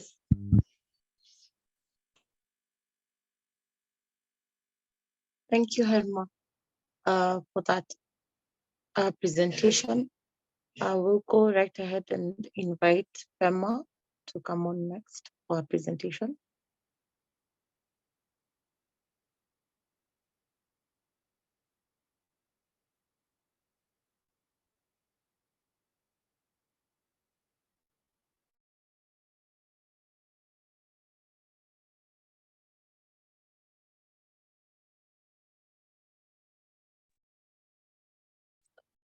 Thank you, Winnie. So good morning from Nepal. Hello everyone, Kashitele and a collective Indigenous greetings. I'm Pema Wangmo Lama and representing National Indigenous Disabled Women Association Nepal in the Global Leadership School. So the top title of my advocacy plan is Advancing CEDAW General Recommendation number 39 on the rights of Indigenous women and girls among Indigenous women and youth with disabilities. Please change. Thank you. So to talk about why I chose this advocacy plan is because we all know that the CEDAW committee has recently adopted its general recommendation number 39 on the rights of Indigenous women and girls after years of advocacy and years of continuous effort by our Indigenous leaders. So Nepal is also a member state of the convention and is legally bound to strictly implement adopted general recommendation 39. In the General Recommendation 39, it not only mentions about Indigenous women, but also has 21 number of specific indication of Indigenous women and girls with disabilities, the challenges they are facing, and certain specific recommendations for states to adopt. So, however, despite that, many Indigenous women and women with disabilities and young girls with disabilities are still unaware of the CEDAW, its processes, and especially about the newly adopted general recommendation and why that is important. And this inadequate knowledge also creates challenges and gap between the ground realities, ground issues of their ground realities and issues with the existing international policies, and thus also hindering the exercise of their rights ensured in these documents. And moreover, there still have been no action till now from government sides or even from other CSOs to disseminate this information, to disseminate the implementation of General Recommendation 39 at the community and local level, especially for Indigenous women and girls with disabilities, as Indigenous women and Indigenous women disabilities are not recognized by our constitution, and women are still considered as a homogeneous group in Nepal. So to talk about the rationale of this plan, and through this plan, I'd like to address this lack of awareness on General Recommendation 39 to address that it is essential to capacitate our Indigenous people to increase their understanding on international policies that concerns them the most and how those international policies reflects in the national level and national laws. And as a part of community myself and with the available resources provided by FEMI, these policies and treaties needs to be localized to the community people, especially Indigenous women and youth with disabilities. So through this plan, I'm trying to connect the UN system and these policies to the local people and our Indigenous women and youth with disabilities. So the major objective of this advocacy plan is to enhance the understanding of Indigenous women with disabilities and Indigenous youth with disabilities regarding CEDAW and its General Recommendation number 39. And some of the specific objectives are to publish a resource book on CEDAW and its various components and General Recommendation 39. Also, another specific objective is to capacitate those Indigenous women and youth with disabilities regarding CEDAW General Recommendation 39 through the networks of Indigenous women and girls with disabilities at the provinces. So to achieve those objectives, I have decided three activities in this advocacy plan. The first is to publish a resource book on CEDAW, its various components and general recommendation. Another is a 2-day residential workshop for Indigenous women and youth with disabilities from 3 provinces on CEDAW General Recommendation 39, and a 1-day workshop on CEDAW General Recommendation 39 for Indigenous women with disabilities at 3 provinces.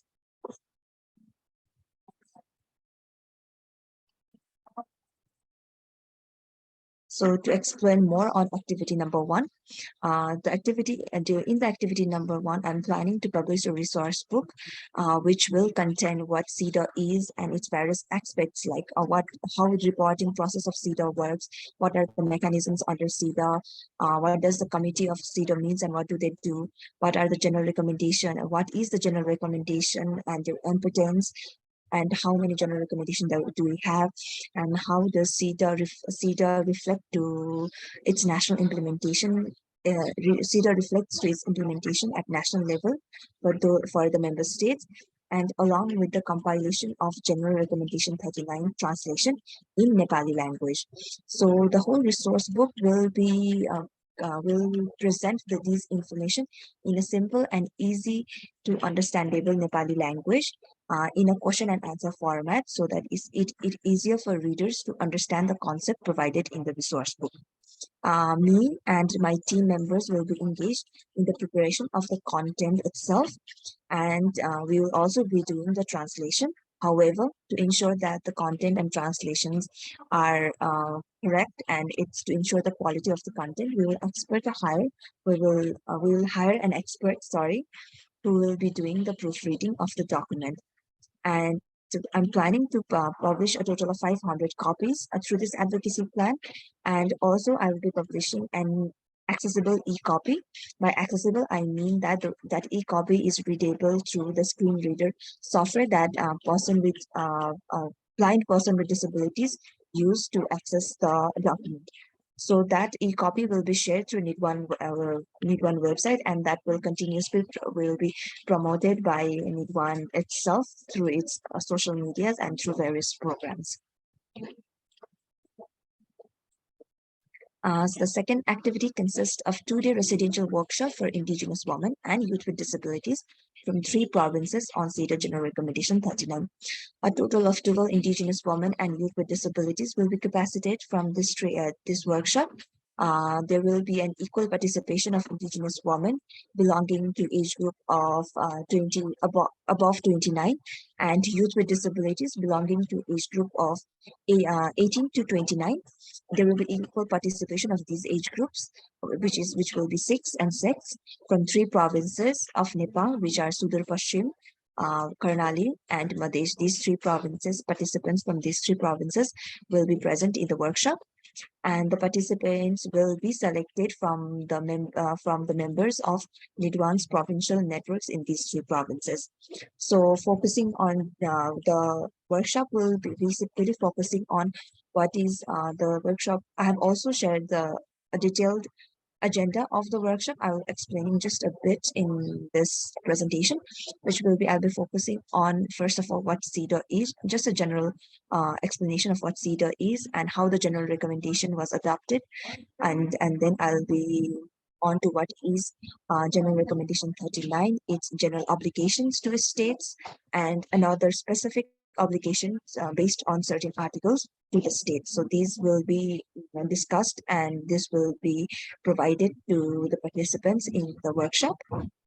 And moreover, the workshop will follow an participatory adult learning approach to make sure that our participants get enough knowledge about the General Recommendation 39, so that they will also be able to cascade the learning they get from this workshop into their local communities as well. So I myself will be engaging as facilitator in the workshop, and we'll also have our team members, our few team members from Need1 and an expert on General Recommendation 39 to run the sessions during the 2-day residential workshop. And at the end of the workshop, we'll also be preparing a common PPT, a PowerPoint presentation containing these aspects that we discussed in the workshop to provide to our participants, so that they can use that presentation in their local communities. So we will be providing them both soft copies, e-copies, and as well as physical copies of the presentation for them to easily access this information. And moreover, the publication we will also provide a certain number of publication to the participants, so they can distribute those resource book in their own provinces. And I've also the participants will be selected based on their previous understanding or previous recipients of CEDA training, because Need1 has provided CEDA training to a lot of Indigenous women and youth with disabilities from the provinces. So those participants will be selected because those participants have previous knowledge of CEDAW, and it will be easier for them to grasp the understanding of General Recommendation 39. Because of the limited time, because we have to conduct this workshop in 2 days, having these previous knowledge will help them to better understand the ideas. So after the 2 days workshop, the same participants will be mobilized in the provinces to conduct a 1-day workshop on CEDAW General Recommendation 39 for Indigenous women with disabilities at their respective provinces. Through this workshop, what I'm trying to do is to mobilize and to cascade the information that they have learned through the 2 days workshop at their own provinces. And because we have selected members of our own networks, it will also contribute to the right. So yeah, because I've selected the participant as member of our provincial networks, it will also help them to strengthen their own organization at the provinces. So the recipients of the 2-day workshop will do the training in the provide the workshop in their provinces as resource person. And to ensure that any queries or any difficulties they face are solved, I will also be doing a mock virtual session through a Zoom. I'll invite the recipients of the training to the Zoom session, and I will assist them on how to run the session and address some of the questions that they have or any queries they need or any support they need to do the session in their provinces. So from the 1-day workshop, around 30 Indigenous women and youth with disabilities will be capacitated with 10 people from each provinces.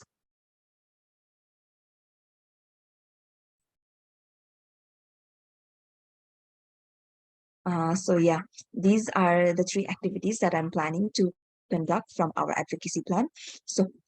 So there are some of the limitations while I was planning this advocacy. I was doing all the activities.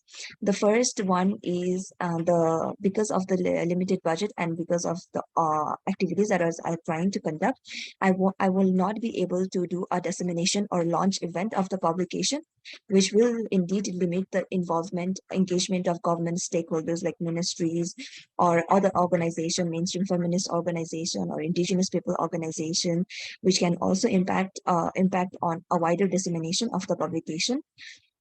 However, publication. So that was one limitations. And another is that we all know that 2-day workshop and 1-day workshop is potentially not enough to provide in-depth understanding of general recommendation and what it can relate in national context. However, with the available resources and enough dedication from our participants and us as well, I'm confident that this workshop will be able to introduce the concept of general recommendation and what is inside the general recommendation to our participants, and with the proper selection of participants, I believe that our sisters who will be selected for the workshop will be able to utilize our resource book and the 2-day workshop and also their own research and their own dedication to enhance their understanding on general recommendations. And we are always there to support them if they have any queries or any problem while conducting the trainings at local level. So regarding the follow-up and sustainability of my advocacy plan, NIDWAN is definitely very committed to ensure the sustainability of this project, as general recommendation is our common agenda, in our common advocacy tool. We will be despite we will not be doing it from this advocacy plan, we will be doing the wider dissemination of general recommendation 39 through other of our activities, to various activities that we will be conducting beyond this project, beyond this advocacy plan as well. And we are already incorporating a lot of aspects of general recommendation 39 in several of our upcoming and running projects and proposals as well. Moreover, because the participants are selected from NIDWAN's own provincial networks, we will be constantly in communication with we'll constantly be in communication with those networks, and we'll closely work with those networks. So those participants won't be isolated, and they will be constantly involved in the movement and advocacy work. So yeah. So talking about the impact of the plan, this plan will promote the wider dissemination of General Recommendation 39 in General Recommendation 39, as well as CEDA in a very easy to understandable language, as well as capacitate our sisters to develop skills to understand General Recommendation 39 and CEDA processes. Additionally, I'm prioritizing youth with disabilities in the plan to build their leadership on Indigenous issues and to advance or to promote the value of intergenerational transfer of leadership and knowledge. Moreover, in my experience as a youth activist myself, opportunities like this Global Leadership School and various trainings that I was fortunate to receive, it has been very motivational for myself to develop my confidence, to develop my dedication to the movement, to have platforms, and knowledge necessary for me to raise issues of my communities and people. So I want to do the same for other youth with disabilities and provide them with a platform, with information, with the skills, and with networking, so they are able to voice out their issues and voice out their problems and voice out the narratives of their community widely, and have that confidence and have that motivation to contribute to the wider movement. So that's about it for my presentation. Tashi Tele again, and thank you for the opportunity. Thank you so much, Prema, for your presentation, and thank you to the other ladies. We've been able to hear the different advocacy plans that they have. We've heard about water rights, climate change, Indigenous women's rights, now to include the CEDAW as well. So thank you to the five of you who have presented today. And so I'm going to give Faith the floor to be able to give you feedback on what we've had today and what she was able to read from your advocacy plans that were shared earlier. So Faith, please go ahead with your feedback. Thank you, Winnie, and thank you to all sisters for putting in the work and coming up with your advocacy plans. And congratulations for coming this far. That means a lot, and I know there's so much more to do when coming to implementation, but I mean, you've been here and you've worked so hard, and I know that this will be just a start for you all. I will start with Richa, in no particular order of your presentation, just how I read the advocacy plans. And Richa, I received a two-page of your plan that I received. And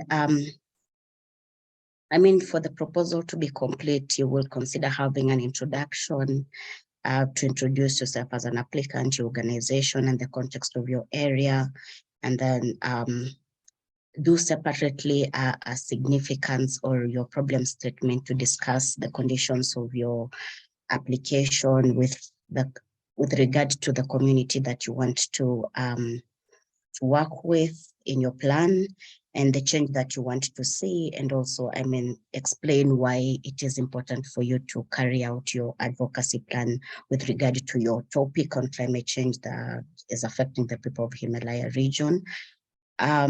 Also, you have the objective to highlight the gaps in the policies in relation to climate change through the Indigenous people's perspective, and it is also really important for you to put down your outcomes, one or two, I mean, and then also go down and break them into the specific activities that you want to carry out. Also, I mean, on your methodology, you've written down these activities that you want to perform, and as I have just said, it will be important to link this to your objective and also to your outcomes. It is also important for you to be clear on who will be involved and why them. You've indicated the problem to be the climate change that is affecting your people, crippling their farming, their biodiversity, and even their livelihoods. And then that there are gaps in policies in relation to this, but it is also really important to contextualize that to the community that you will be working with. Also, I mean, it is important that you also have an evaluation plan. And this will be like your plan to evaluate the project and monitor. And also it will be important to indicate who will be working on this. One other thing that's also missing on your plan is the long-term project plan and just how you will ensure sustainability. I mean, for all of you will be looking ahead to the impact that your project will have and whether it will continue long after you've already implemented your project. And I mean, for your project to be taken up and be funded, this has to be very clear that it will continue and its impacts are well mentioned and elaborated. So you've also really mentioned how you will work with Indigenous women and youth. And it's also important for you to indicate how they can be mobilized, how many of them will be able to take part in the training. And I mean, you've also indicated that you will be working with Indigenous organizations. And I mean, how many of them can you like mobilize to attend your meeting? Are you in contact with any of them? And if so, how many are you in contact with and are able to, you know, bring them on board to attend your meeting? So those will be my comments for you. Enrich your proposal in terms of putting together all these aspects, including those that were given to you as pointers, I'm sure, by the advocates, the advisors.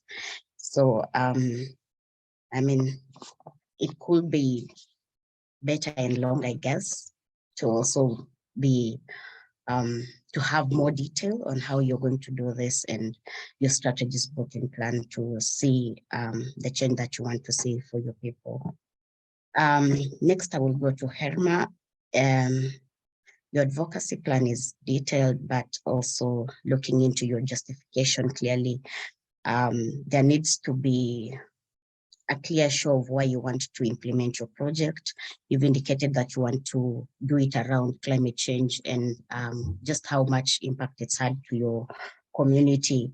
And we need to see why it is important for you to implement this.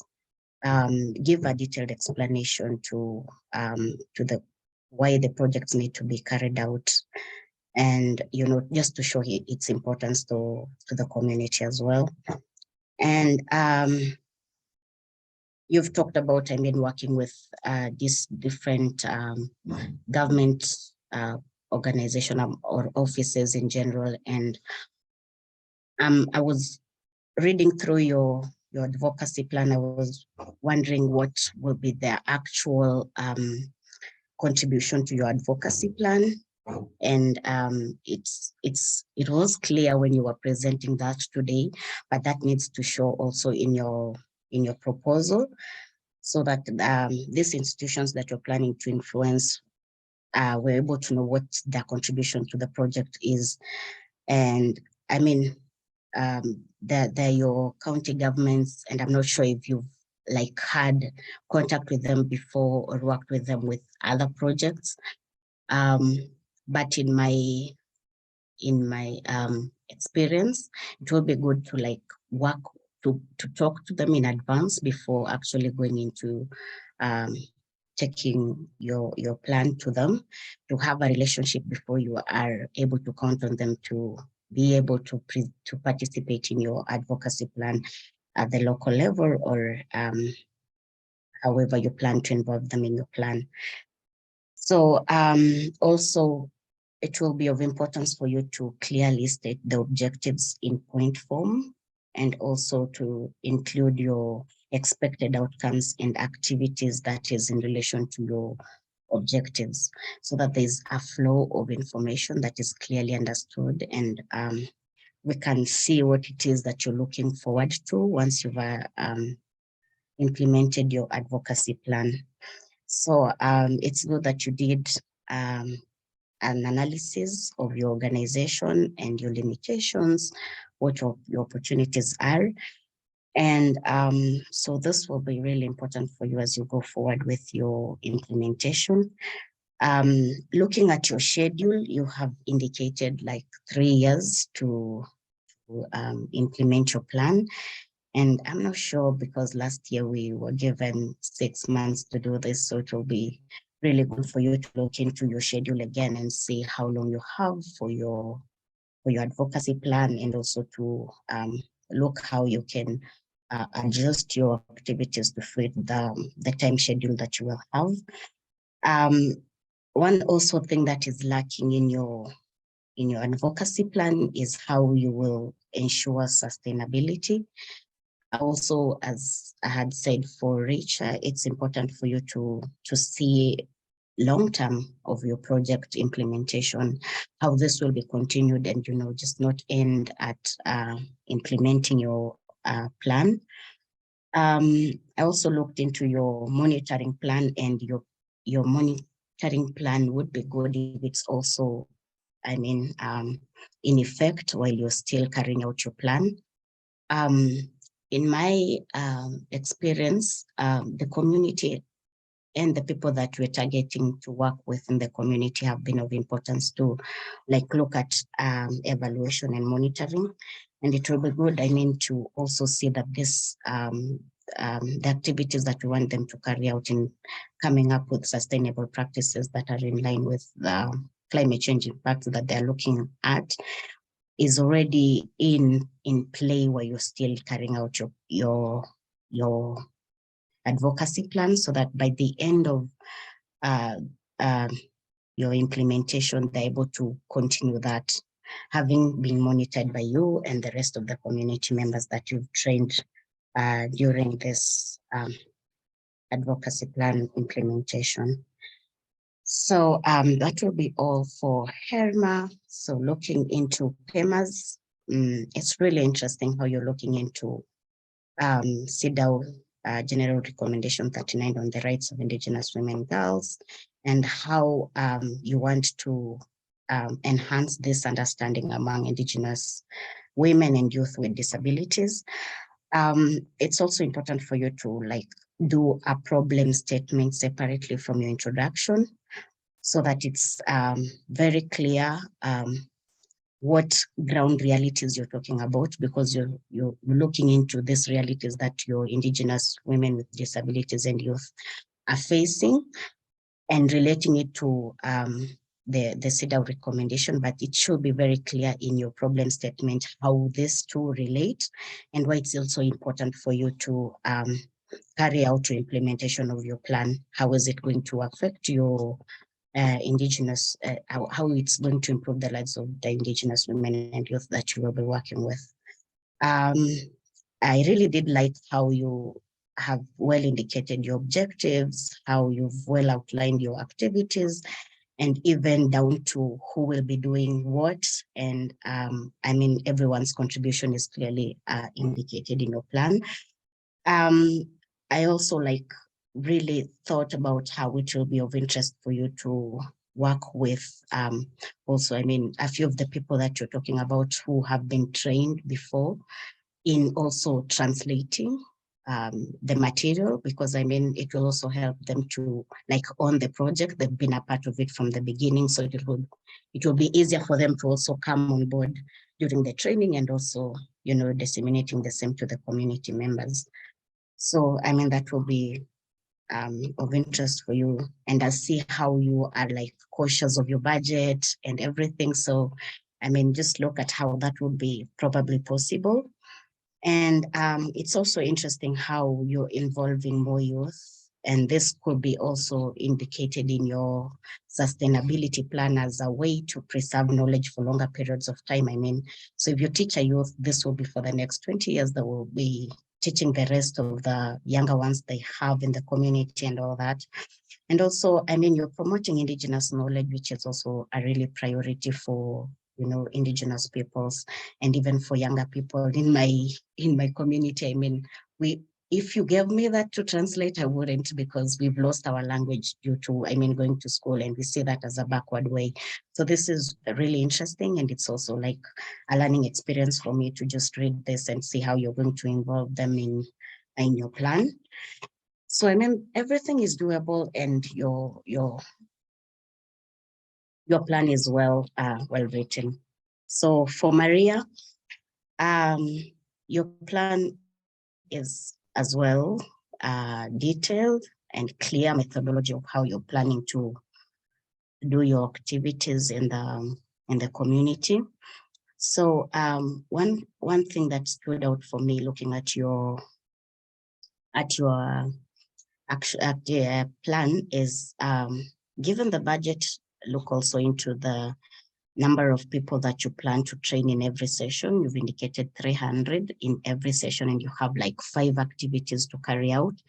So, I mean, looking into the budget, I'm not sure how this is work, but also to look at how you will do your budget and see how many people will be involved. It's also interesting how you're doing your monitoring plan, but it's of importance for you to also indicate who will be carrying out your trainings, who will be carrying out your monitoring and evaluation. And as I had indicated earlier, it will also be good for you to have the community on board to carry out your monitoring and evaluation.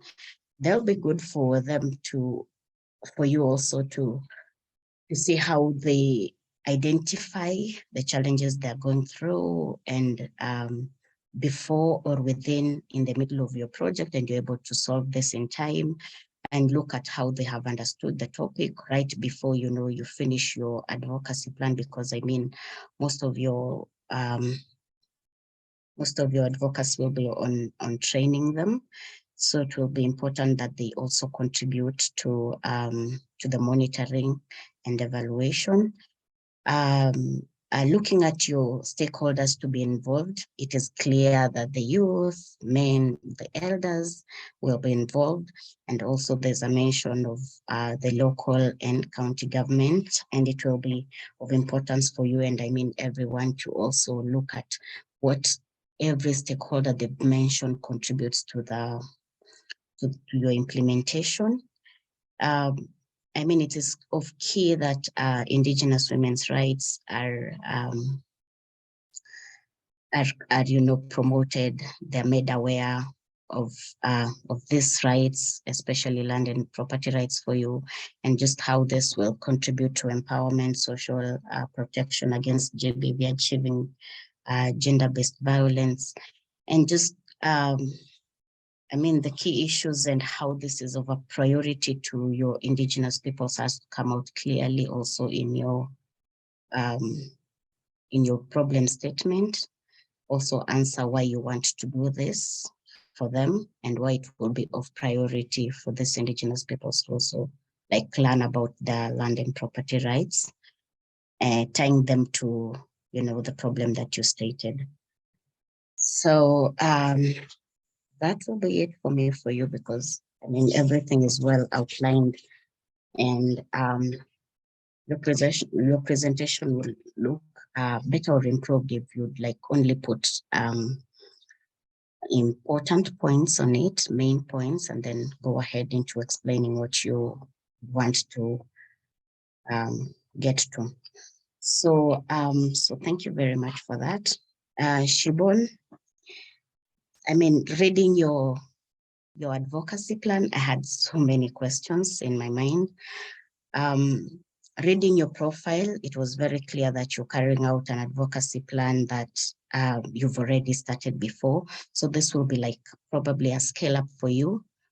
And it's very clear from your presentation how you would want to halt this construction of the military complexes, and just clear how it is important for you and your history, for your people, your lands, your soil, and the water source. But the history for your people and how, I mean, water, soil, destruction will impact the people, and your history has to come out very clearly in your advocacy plan as well. And looking at how you did a well presentation today, it's also good for you to also indicate this in your advocacy plan, also show where you are at now, and just looking ahead what is remaining. And also, I mean, you've talked about what you have been able to achieve so far in terms of your advocacy and reaching out to different stakeholders and how much support you're getting. And it will be also of importance to indicate that in your proposal plan, so that, I mean, whoever is reading it can be able to see it's doable. For me, I mean, reading it, I was like, you're going against the superpowers, and I do not know how it's going to, you know, be possible. But listening to your proposal, it was very clear that, I mean, you've already achieved something, and you're proud of what you've accomplished so far. And that has to come out clearly to indicate that this is actually possible to do, and this is what you've been able to achieve, and this is what we're looking forward to, and the gap and what we will be doing at this moment is what we have in this plan. So, I mean, that will be of interest for you also to indicate. Your plan was, I mean, well indicated in how you will carry out the activities, but also, I mean, you will be doing lots of education for the community, and I do not know how many you plan to reach, but also, I mean, it will be important to see how many you're looking forward to reaching through your advocacy plan. Also, it will be important for you to indicate how you plan to do your monitoring and evaluation, and just how this will be carried out for you, and, I mean, who will be involved in doing that. And also, what is also missing is how you plan to ensure sustainability. I mean, just how much you will be able to achieve by the end of your implementation of your plan, and just how you plan to ensure that this is continued to until, I mean, you have had the complete halt of this construction in your area. So, I mean, it's also really interesting how you've looked at the agents of change and thought about allies, and looking at how you're doing your media campaigns, also that as a way to document your, you know, your journey through getting your water project protected. So, I mean, you will need all this to also ensure that your plan goes ahead and is according to your plan. So, I mean, looking back at your documentation, how you've done your media campaigns later, I mean, you will be really proud of what you've accomplished. And it's really interesting what you're doing, how you're involving the volunteers, the youth. And I mean, so it's also really interesting how you're looking ahead, not just at achieving this at just your island, but at the international stage, and just presenting to this to so many people to gain lots of and more support for your campaigns. So this is really important. So thank you very much for showing that in your presentation today. And I hope that it will reflect more also in your advocacy plan. So I'd have general comments for you all. And I will just start by saying that it's interesting how all your plans involve the youth, and some of you have also thought about involving the elders, and how this will ensure that there's intergenerational knowledge sharing. And I mean, it's of interest to all Indigenous peoples that we have this maintained and continued in our communities, and the youth is one way to go. And one thing I would also like advice is that you do your own risk analysis, even though you won't have to put that in your advocacy plan. mention your risks. I mean, put down your plans on how to solve this just in case they come up. And I'm saying this because in my advocacy plan implementation last year, I didn't anticipate the conflicts that were in my area, which were, they're usually like periodic, and I didn't put that in my mind as a risk that would happen during my implementation. And so looking back, I'm like, it would have been really interesting for me to have put down my risks and thought about how to mitigate them. And so, I mean, that the conflict that happened in my area did impact a lot on my advocacy plan implementation, because I mean, it's harder for you to go do your advocacy in a place there's conflict, and then they are your target people. And so it's good for you to also think about that and see how you can go around it. Thinking about that, I was looking also like into your advocacy plans. Shibon is working with this powerful military organization, and also PEMA is looking into like doing an online session. And you know, like you would have different challenges to do with that, and it's also like also good for you to list them down and look how you will mitigate those. It will also be, another point is like for you to keep your project schedule flexible, and also do not put your activities to the very last minute. We had 6 months to do our advocacy plan, and we did most. In my plan, I did put one activity to the very last minute, and doing my implementation then was hindrance, because I mean, I had told you there was a conflict in my area, and then 2 people passed, and I wouldn't go doing my advocacy because people are focusing on mourning and doing all that. So it was really hard for me to complete on time. But I mean, so it will be like of interest for you to also ensure that all your activities are done like way in advance, so that you have the last month to like do your, to write your report, and also to look into your budget accounting. So,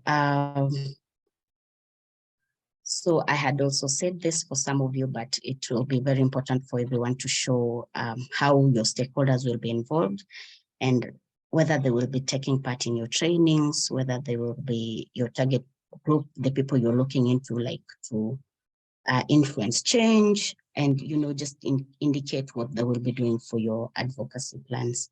So I mean, those are my comments for you today. And I mean, reading through your plans, everyone's plan was really brilliant. And I believe that there's a lot that we can do, and this is just but the start. And having Indigenous youth, having Indigenous women leaders is really important to make this change. Everyone has a role to play, and this is just one way we could do it.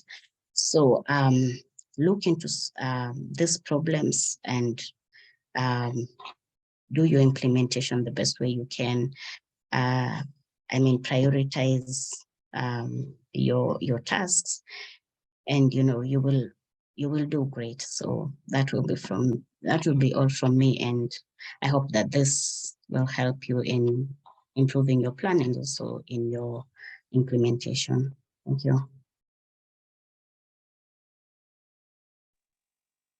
Thank you so much, Faith, for those insights, and thank you for again taking the time to come to be with us. And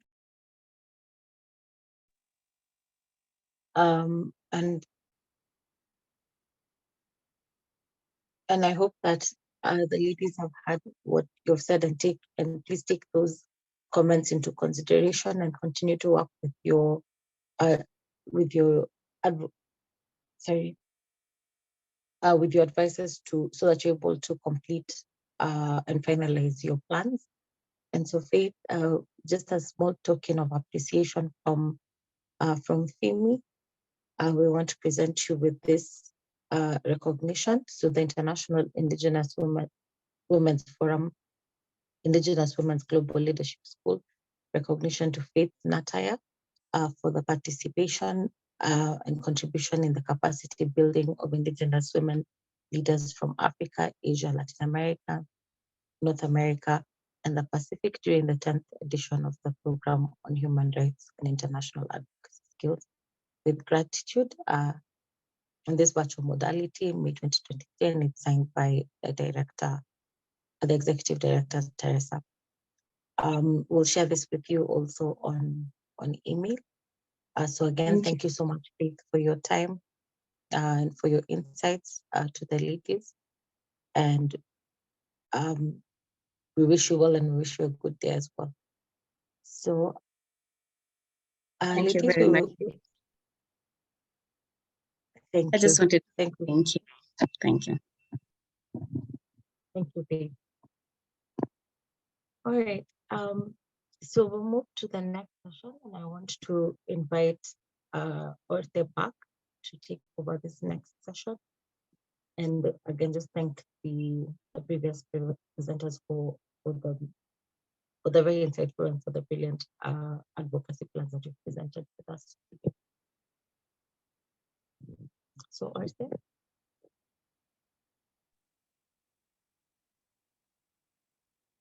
Gracias, Winnie. Buenas noches de nuevo. Thank you, Winnie. Good evening again. Now we welcome warmly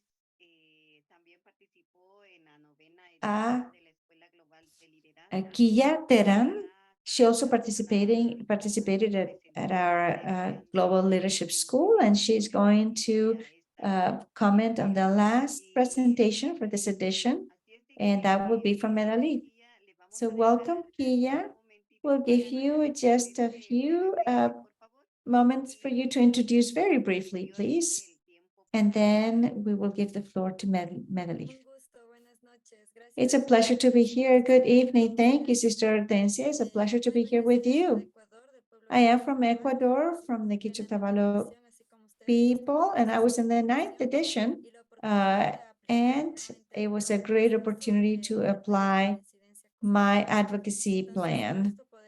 So it's a pleasure to be here with you and to perhaps make recommendations. We went through this as well. We applied, we had recommendations, we had commitments, and we implemented our advocacy plans, which were successful. So I'm here to accompany our sister from Peru and to wish all of you success. This is a way to resist in our territories. The fact that each one of us is here representing our people is already an action. Thank you, Sister Orte, and I will be paying close attention to our sister's presentation. Thank you, Kia. Okay, we give the floor then to Medalith. And please take your time into account so that we don't go beyond the time that we have established to conclude. Thank you, thank you, and please, Medalith, go ahead.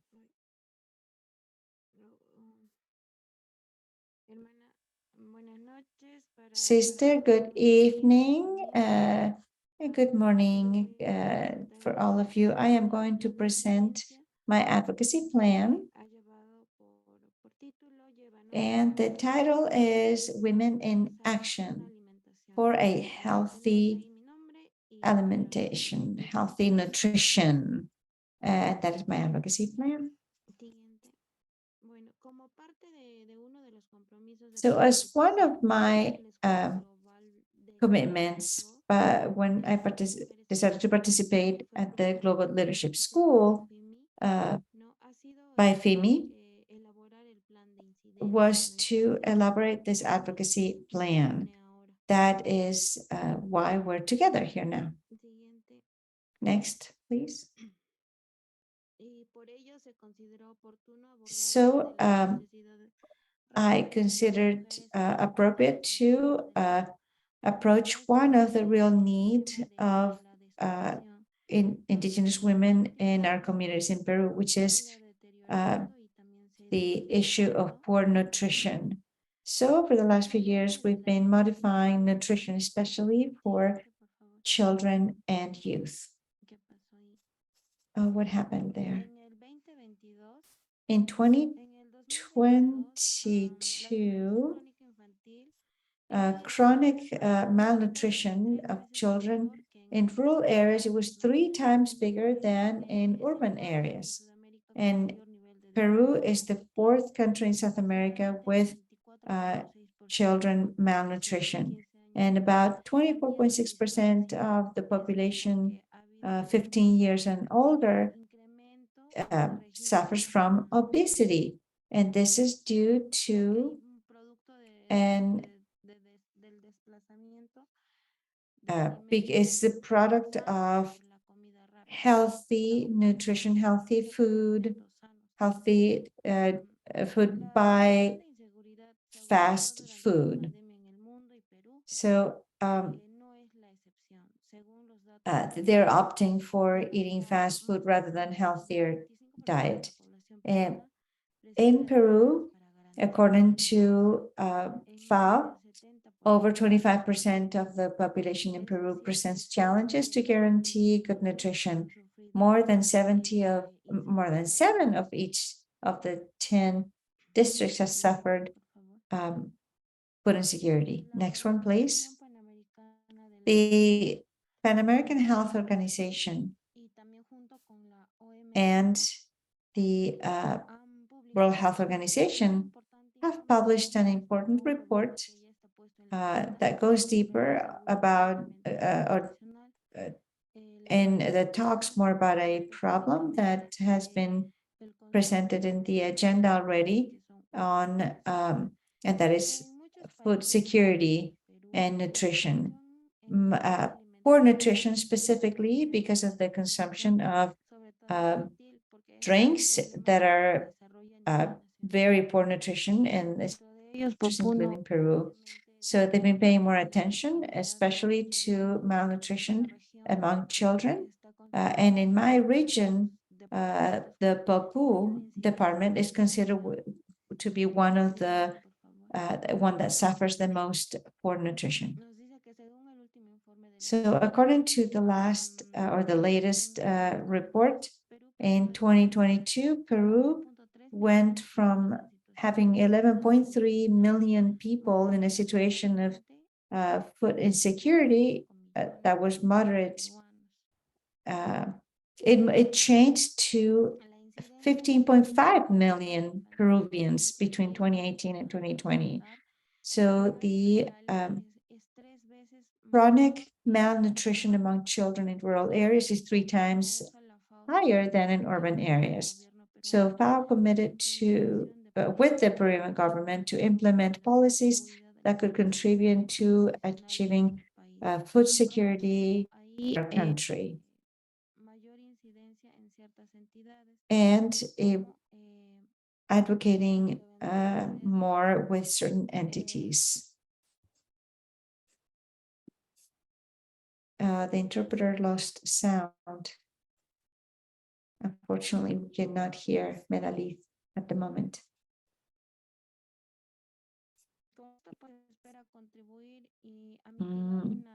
So it expects to okay, so FAO committed with the Peruvian government to implement policies that can contribute to achieving food security and nutritional security in the country. And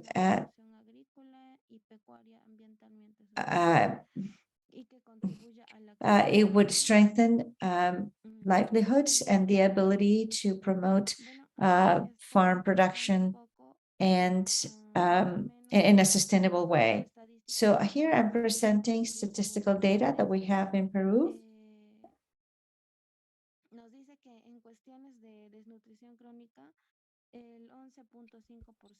In situations of chronic malnutrition, 11% of children under 5 are affected. And in rural areas, that's even higher. For anemia, for example, 38.8% of children from 6 to 35 months have anemia. And in Puno, we're getting to 74%. So there's a huge increase from previous years as well. If we talk about severe diarrheic disease, We're also seeing a high percentage of girls and boys who are 36 months of age who have been affected. Also, for severe respiratory infections, 11.9% of children under the age of 36 months are being affected. Next, please. And finally, this is very important, it's the percentage of homes with access to potable water.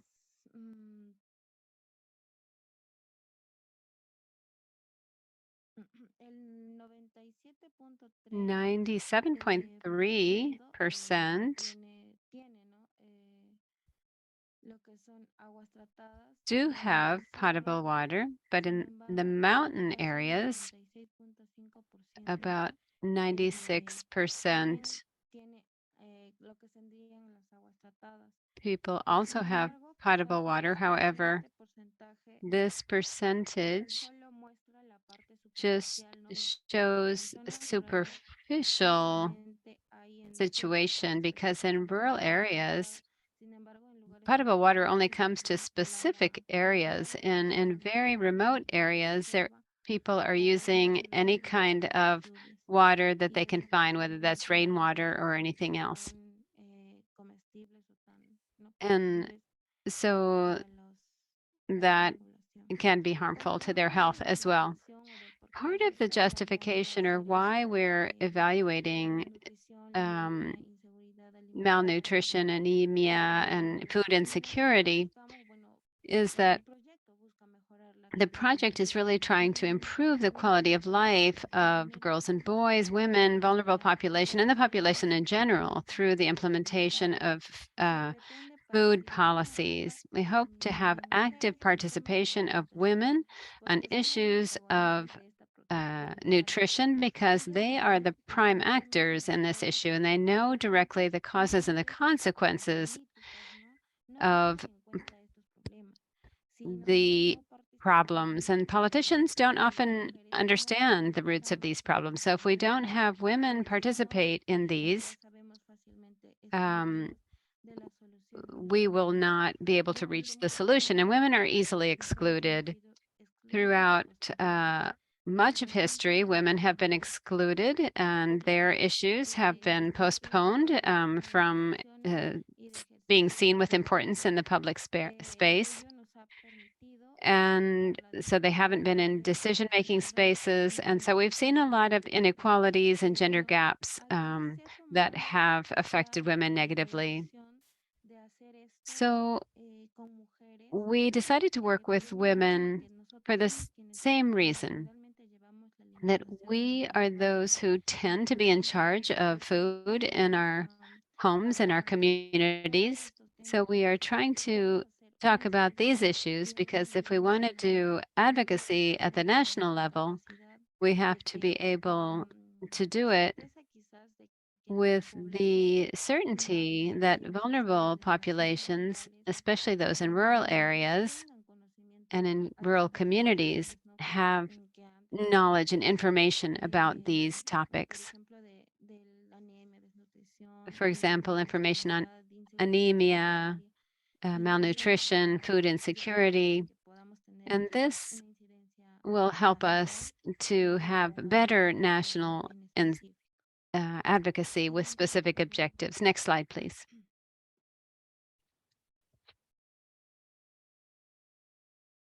Next slide, please.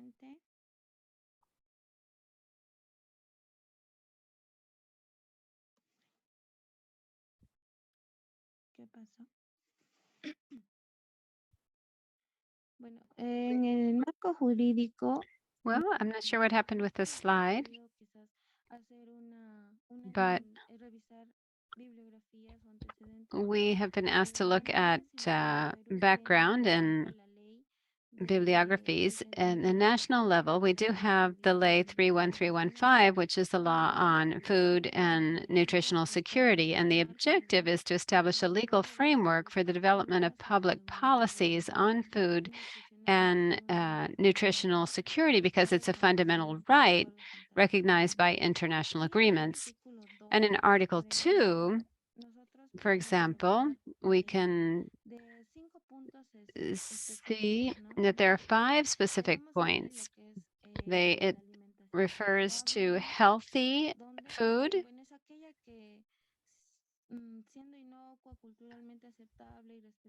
and whether it's culturally acceptable or not, they satisfy the nutritional needs of the people. But it also should take into consideration the age and the health of the people involved. We also have the right to healthy food, according to Article 2. This is when people have physical and economic access to food at all times, or means to obtain that food. As a third point in Article 2, it talks about food and nutritional security. And according to this law, it says that we should have a physical, economic, and socio-cultural access of all people to food, and that these foods should satisfy the nutritional requirements in order to have active and healthy lives. And finally, it also mentions food sovereignty. This refers to the right of a country to have its own sustainable policies and strategies for the production, distribution, and consumption of food that guarantees healthy nutrition for the entire population. Obviously, respecting cultural biodiversity and the production systems of each community. Now, so here we can see very clearly that Peru does have laws and really backs the idea of having food and nutritional security. However, not the rural population is not really aware of that right. In Peru, and especially in Puno, it's possible that the lack of knowledge around this is showing up in the statistics of the number of children who have malnutrition, the number of people who don't have potable water, and perhaps the areas where there's a great deal of malnutrition. And this is in the Magna Carta, the Constitution, that all Peruvians should have access to good food. Next slide, please. If we talk about the international level, there are quite a number of entities that are related to indigenous rural communities.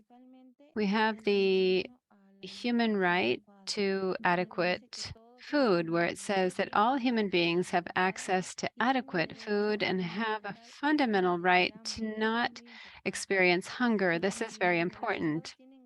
The states also have the obligation, it says, to respect, protect, promote, facilitate, and to make possible the right to nutrition. And when we look at food sovereignty, this has to do with food for the peoples, value for the providers of food, localizing food systems, situating control at the local level, promoting knowledge and abilities that is compatible with nature. Also, in terms of the Sustainable Development Goals, in 2015, the UN approved the Agenda 2030 on sustainable development. And we have talked about that in this class. And here there are 3 very important objectives. The second, for example, is this sustainable development goal of zero hunger. That's what the second goal has to do with. This third objective has to do with health and well-being. And the 13th sustainable development goal is action for climate. Interpreter just lost the sound.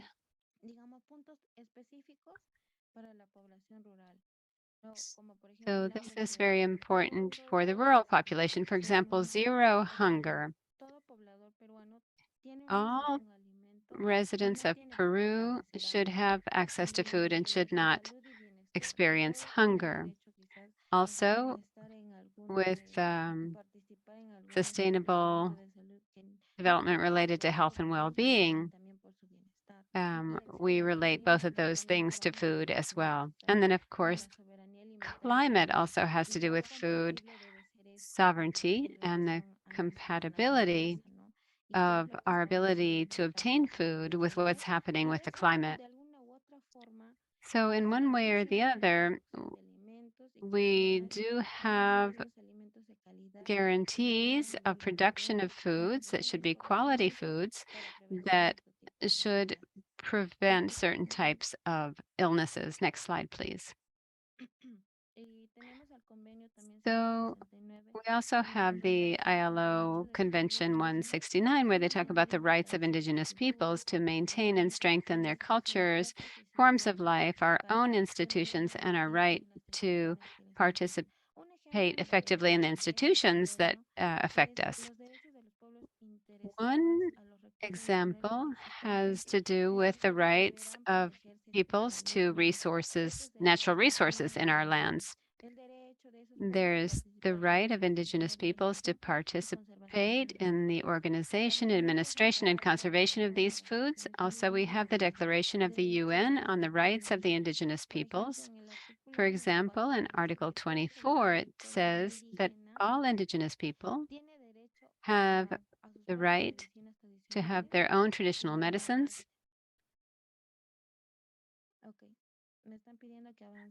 I'm being told I need to move forward, but in any case, we're trying to relate what we are talking about to all of the different organizations and laws. Next slide, please. In terms of objectives, generally, we have to strengthen the leadership of indigenous women in rural areas on food security and food sovereignty in the context of collective human rights, specifically indigenous peoples. For expected changes, we have that these women, children, and young people who are indigenous will participate in the processes and will learn about the different topics related to what we have just been talking about. And it's very important to strengthen self-esteem and trust among the participants, and also to ensure greater participation of women, indigenous women and youth in leadership roles in their communities. I want to emphasize what we mentioned before. If we want to do kind of advocacy, we need to strengthen women, children, and youth so that they can have participation in political decision-making. Next slide, please. Here, we're talking about working on with different actors or entities, for example, the Ministry of Agriculture, the Minister of Social Dissemination, Ministry of Health, and the Ministry of Women and Vulnerable Populations. All of them have a role inside the national plan for food security. Next slide, please. If we can go back to the previous slide, it'll be easier for the interpreter.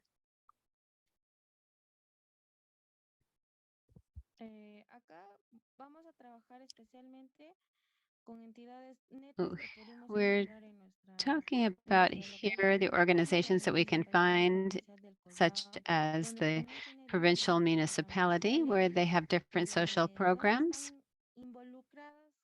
and where women are mostly involved. Women are primarily the members of these social programs.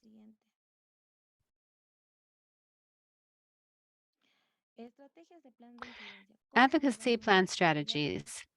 How are we going to work? We're going to do an interinstitutional coordination with all of the entities that we have here in the province of El Collao.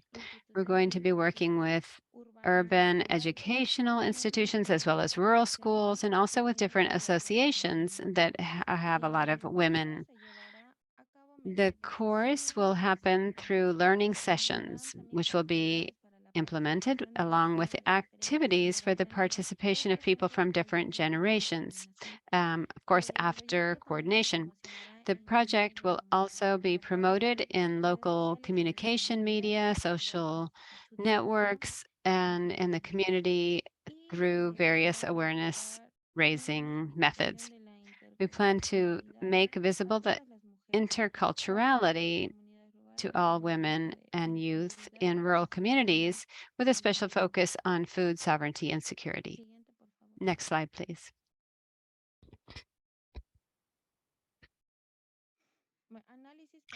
Analysis for showing gender focus.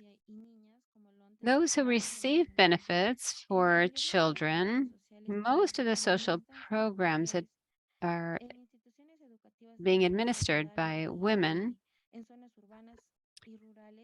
in schools in urban and rural areas. Often the young women, however, still are not aware of different areas and different topics because there's still a lot of patriarchy and machismo.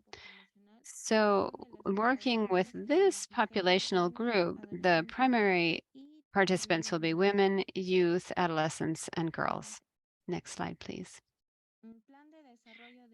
So the plan is to strengthen the capacity of the group to be able to reach the results that we hope.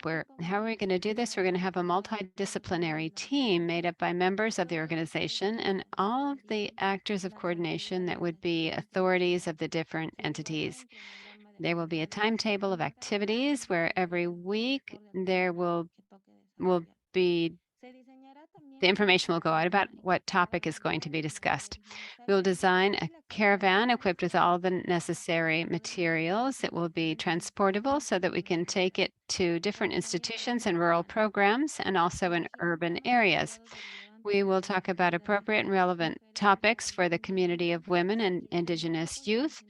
We will get equipment for storage and for transportation and to guarantee the security of our members and the correct functioning of the caravan. We're going to have the learning sessions in closed air-conditioned spaces so that the community can learn better without distractions. Once this has all been done, we will have a follow-up plan. And we will send all of the entities a summary of everything that has been done, and then we'll also have a new evaluation plan to try to get feedback from all of the women and the actors in the project, and where we'll have proposals for follow-up on the results, and we'll have evaluations every 3 months with new learning as well. In the end, we hope to involve all communities, institutions, and social programs and promote dialogue about these issues. Next slide, please. This is the timetable where you see in the first month, we'll present the project in the institutions, and we'll plan the learning sessions and the timetable of the project and the preparation of the materials for the sessions. In the months 2, 3, and 4, we will carry out the 3 educational sessions, and in the 5th session, we'll have the closure, and we will write and present the report. Next slide, please. Next slide, please. Next, please. Next, please. I've already explained this one. There we go. And finally, the budget. We had a very broad budget, but we were told that we should really specify exactly what we need for what. So we've made a number of adjustments. And if we we've taken out quite a number of things here, but I think with this amount of money, we'll be able to do quite a number of the activities that we proposed. And so we've got it down to $5,068 for a total budget. Thank you, Medalit, for your presentation. Thank you. So time is really rolling over us. We're going to give a few minutes to Keela for her comments, and then we'll go on. Thank you, Orte. Want to thank all of you and give a warm embrace to all of the FEME advisors and workers who have provided you all of these tools and strategies and taught you about forums. And perhaps before we didn't have this information, but now we see that you are putting it all together in these advocacy plans and this food sovereignty that you're wanting to have. I want to congratulate the sister who developed this project with the goal of putting an end to malnutrition, or at least mitigate it, and so that in the various territories, people can have food with the vitamins and nutrition needed for good health. The planning that you've done has been based on these with the justification, the problem you're trying to resolve, and it's very understandable because the Peruvian people are, in fact, suffering a great deal of malnutrition because of the entry of fast food. And these are situations that we share in many Andean territories and in the territories of Abya Yala. I would like to talk about three specific things related to this advocacy project. And the topic of food sovereignty, for example, food sovereignty is in the Constitution, it's in a lot of articles. However, I believe that we have to do a deeper recognition of what food sovereignty actually means. Food sovereignty is this term that has to do with self-identification and autonomy. So we must not forget that this comes from our reality. We can't forget the knowledge that our grandfathers and grandfathers in the community have. They are those who we go to when the baby has anemia. We say, let's go to the grandmother to see what kind of food she suggests so that she will get better. If we see that the baby has malnutrition or if her eyes are yellow, we go to the grandparents because they are the base of our community. They're always going to be the ones that are going to provide us with wisdom. So I think it's important to recognize and respect our elders in the communities and to start with their knowledge. I think all of the advocacy plans should in fact start from that reality and from the autonomy of our own indigenous peoples. So we do want to have intergenerationality, but that's when the information gets transmitted from the elders. Now, today we also have a lot of economic tools. We have alliances and we can work with the Ministry of Health, and we're not opposed to that at all.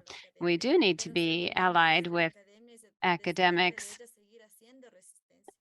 but we also need to maintain our ancestral knowledge. So why should we not create our timetable with our ancestors as well? If we're going to be doing training sessions, they can guide us and they can talk about which foods we can start with and what kind of results we might have with various foods. And so they can have an input in this, and we can learn and to relearn to build and to unbuild some of the things that we have been taught in the past. So I think that's the main thing that we need to think about when we think about intergenerational work. The second thing I'd like to talk about has to do with the territory, because in strategic lines of work with schools, it's very good if we want to go to the schools to reach young people because that's where they are. And they might say, well, we eat cuy or guinea pig at our house, but many children don't know about that, or they don't know how to raise guinea pigs, they don't know how to feed them, they don't know how to include that into their diet anymore. So it's important to include some of the traditional processes. Many of institutions and ministries have been mentioned, but once again, where are we focusing food sovereignty? Where are the community networks and chakras? They will help teach us because they know about the foods that we have had over the years, and they can help contribute to our understanding of nutrition. So a child of 6 years who is malnourished is not the same as a child of 12 years of age or a woman or an elder person. Everyone has different nutritional needs. And so we need to be involved with a fair amount of resistance to continue to weave from our community networks and to keep the economy within our territories, and so that the opportunities and solutions are also within our territories. And of course, to try to get collaboration from external organizations as well for our advocacy plan. And finally, I wanted to talk about the third thing here in the advocacy plan that I think we can strengthen, which is sustainability. Once I was mentioning that the training, oh, you had mentioned that the training was going to happen in closed spaces, that it would be comfortable. Well, why not do them in the chagras, in the lands where people are planting? Why not do technical activities where you can actually touch and feel what's happening? And I might also ask what happens afterwards. Once the advocacy plan is over, what are the young people going to do? What are the women going to do with all of the knowledge that they have received? How are they going to be part of leadership for the next generations? How can they take ownership of this identity, and how will they begin to stop eating the fast food of hamburgers and all the various fatty foods that are out on the market? So what we need to think about is sustainability, and not only sustainability, but that the results might actually expand after the project ends. So once people learn a lot of information that perhaps they didn't have in the past, we want them to be able to maintain new practices and perhaps deepen the idea of food sovereignty and independence and not have to depend on other communities for our foods. So that's what I wanted to say about sustainability as well. So that's it, pretty much. That's what I can say about this advocacy plan that I want to extend an embrace to all of you. And so keep resisting in our territories. Thank you very much for the invitation, Sister Hortensia, and to our other sisters as well. Thank you so much, Kia, for your support and contributions, which strengthen and provide great feedback for our projects. Very quickly, I want to read this recognition for you. It says the International Indigenous Women's Forum gives this recognition to Samaiquilla Perez Terán for participation and contribution in the capacity building of Indigenous women leaders from Africa, Asia, Latin America, North America, and the Pacific. And there's the signature of the Executive Director of FEMI, Teresa Zapeta. So thank you so much, Kia, and thank you to all of our participants and to the FEMI team for sticking with us this long. This was our last night session for this hemisphere, and we invite you on Friday to come to the closure of the school. Thank you to all of you. Good night, good day, and good afternoon, depending on where you are. Thank you, Kia, and good night to all of you.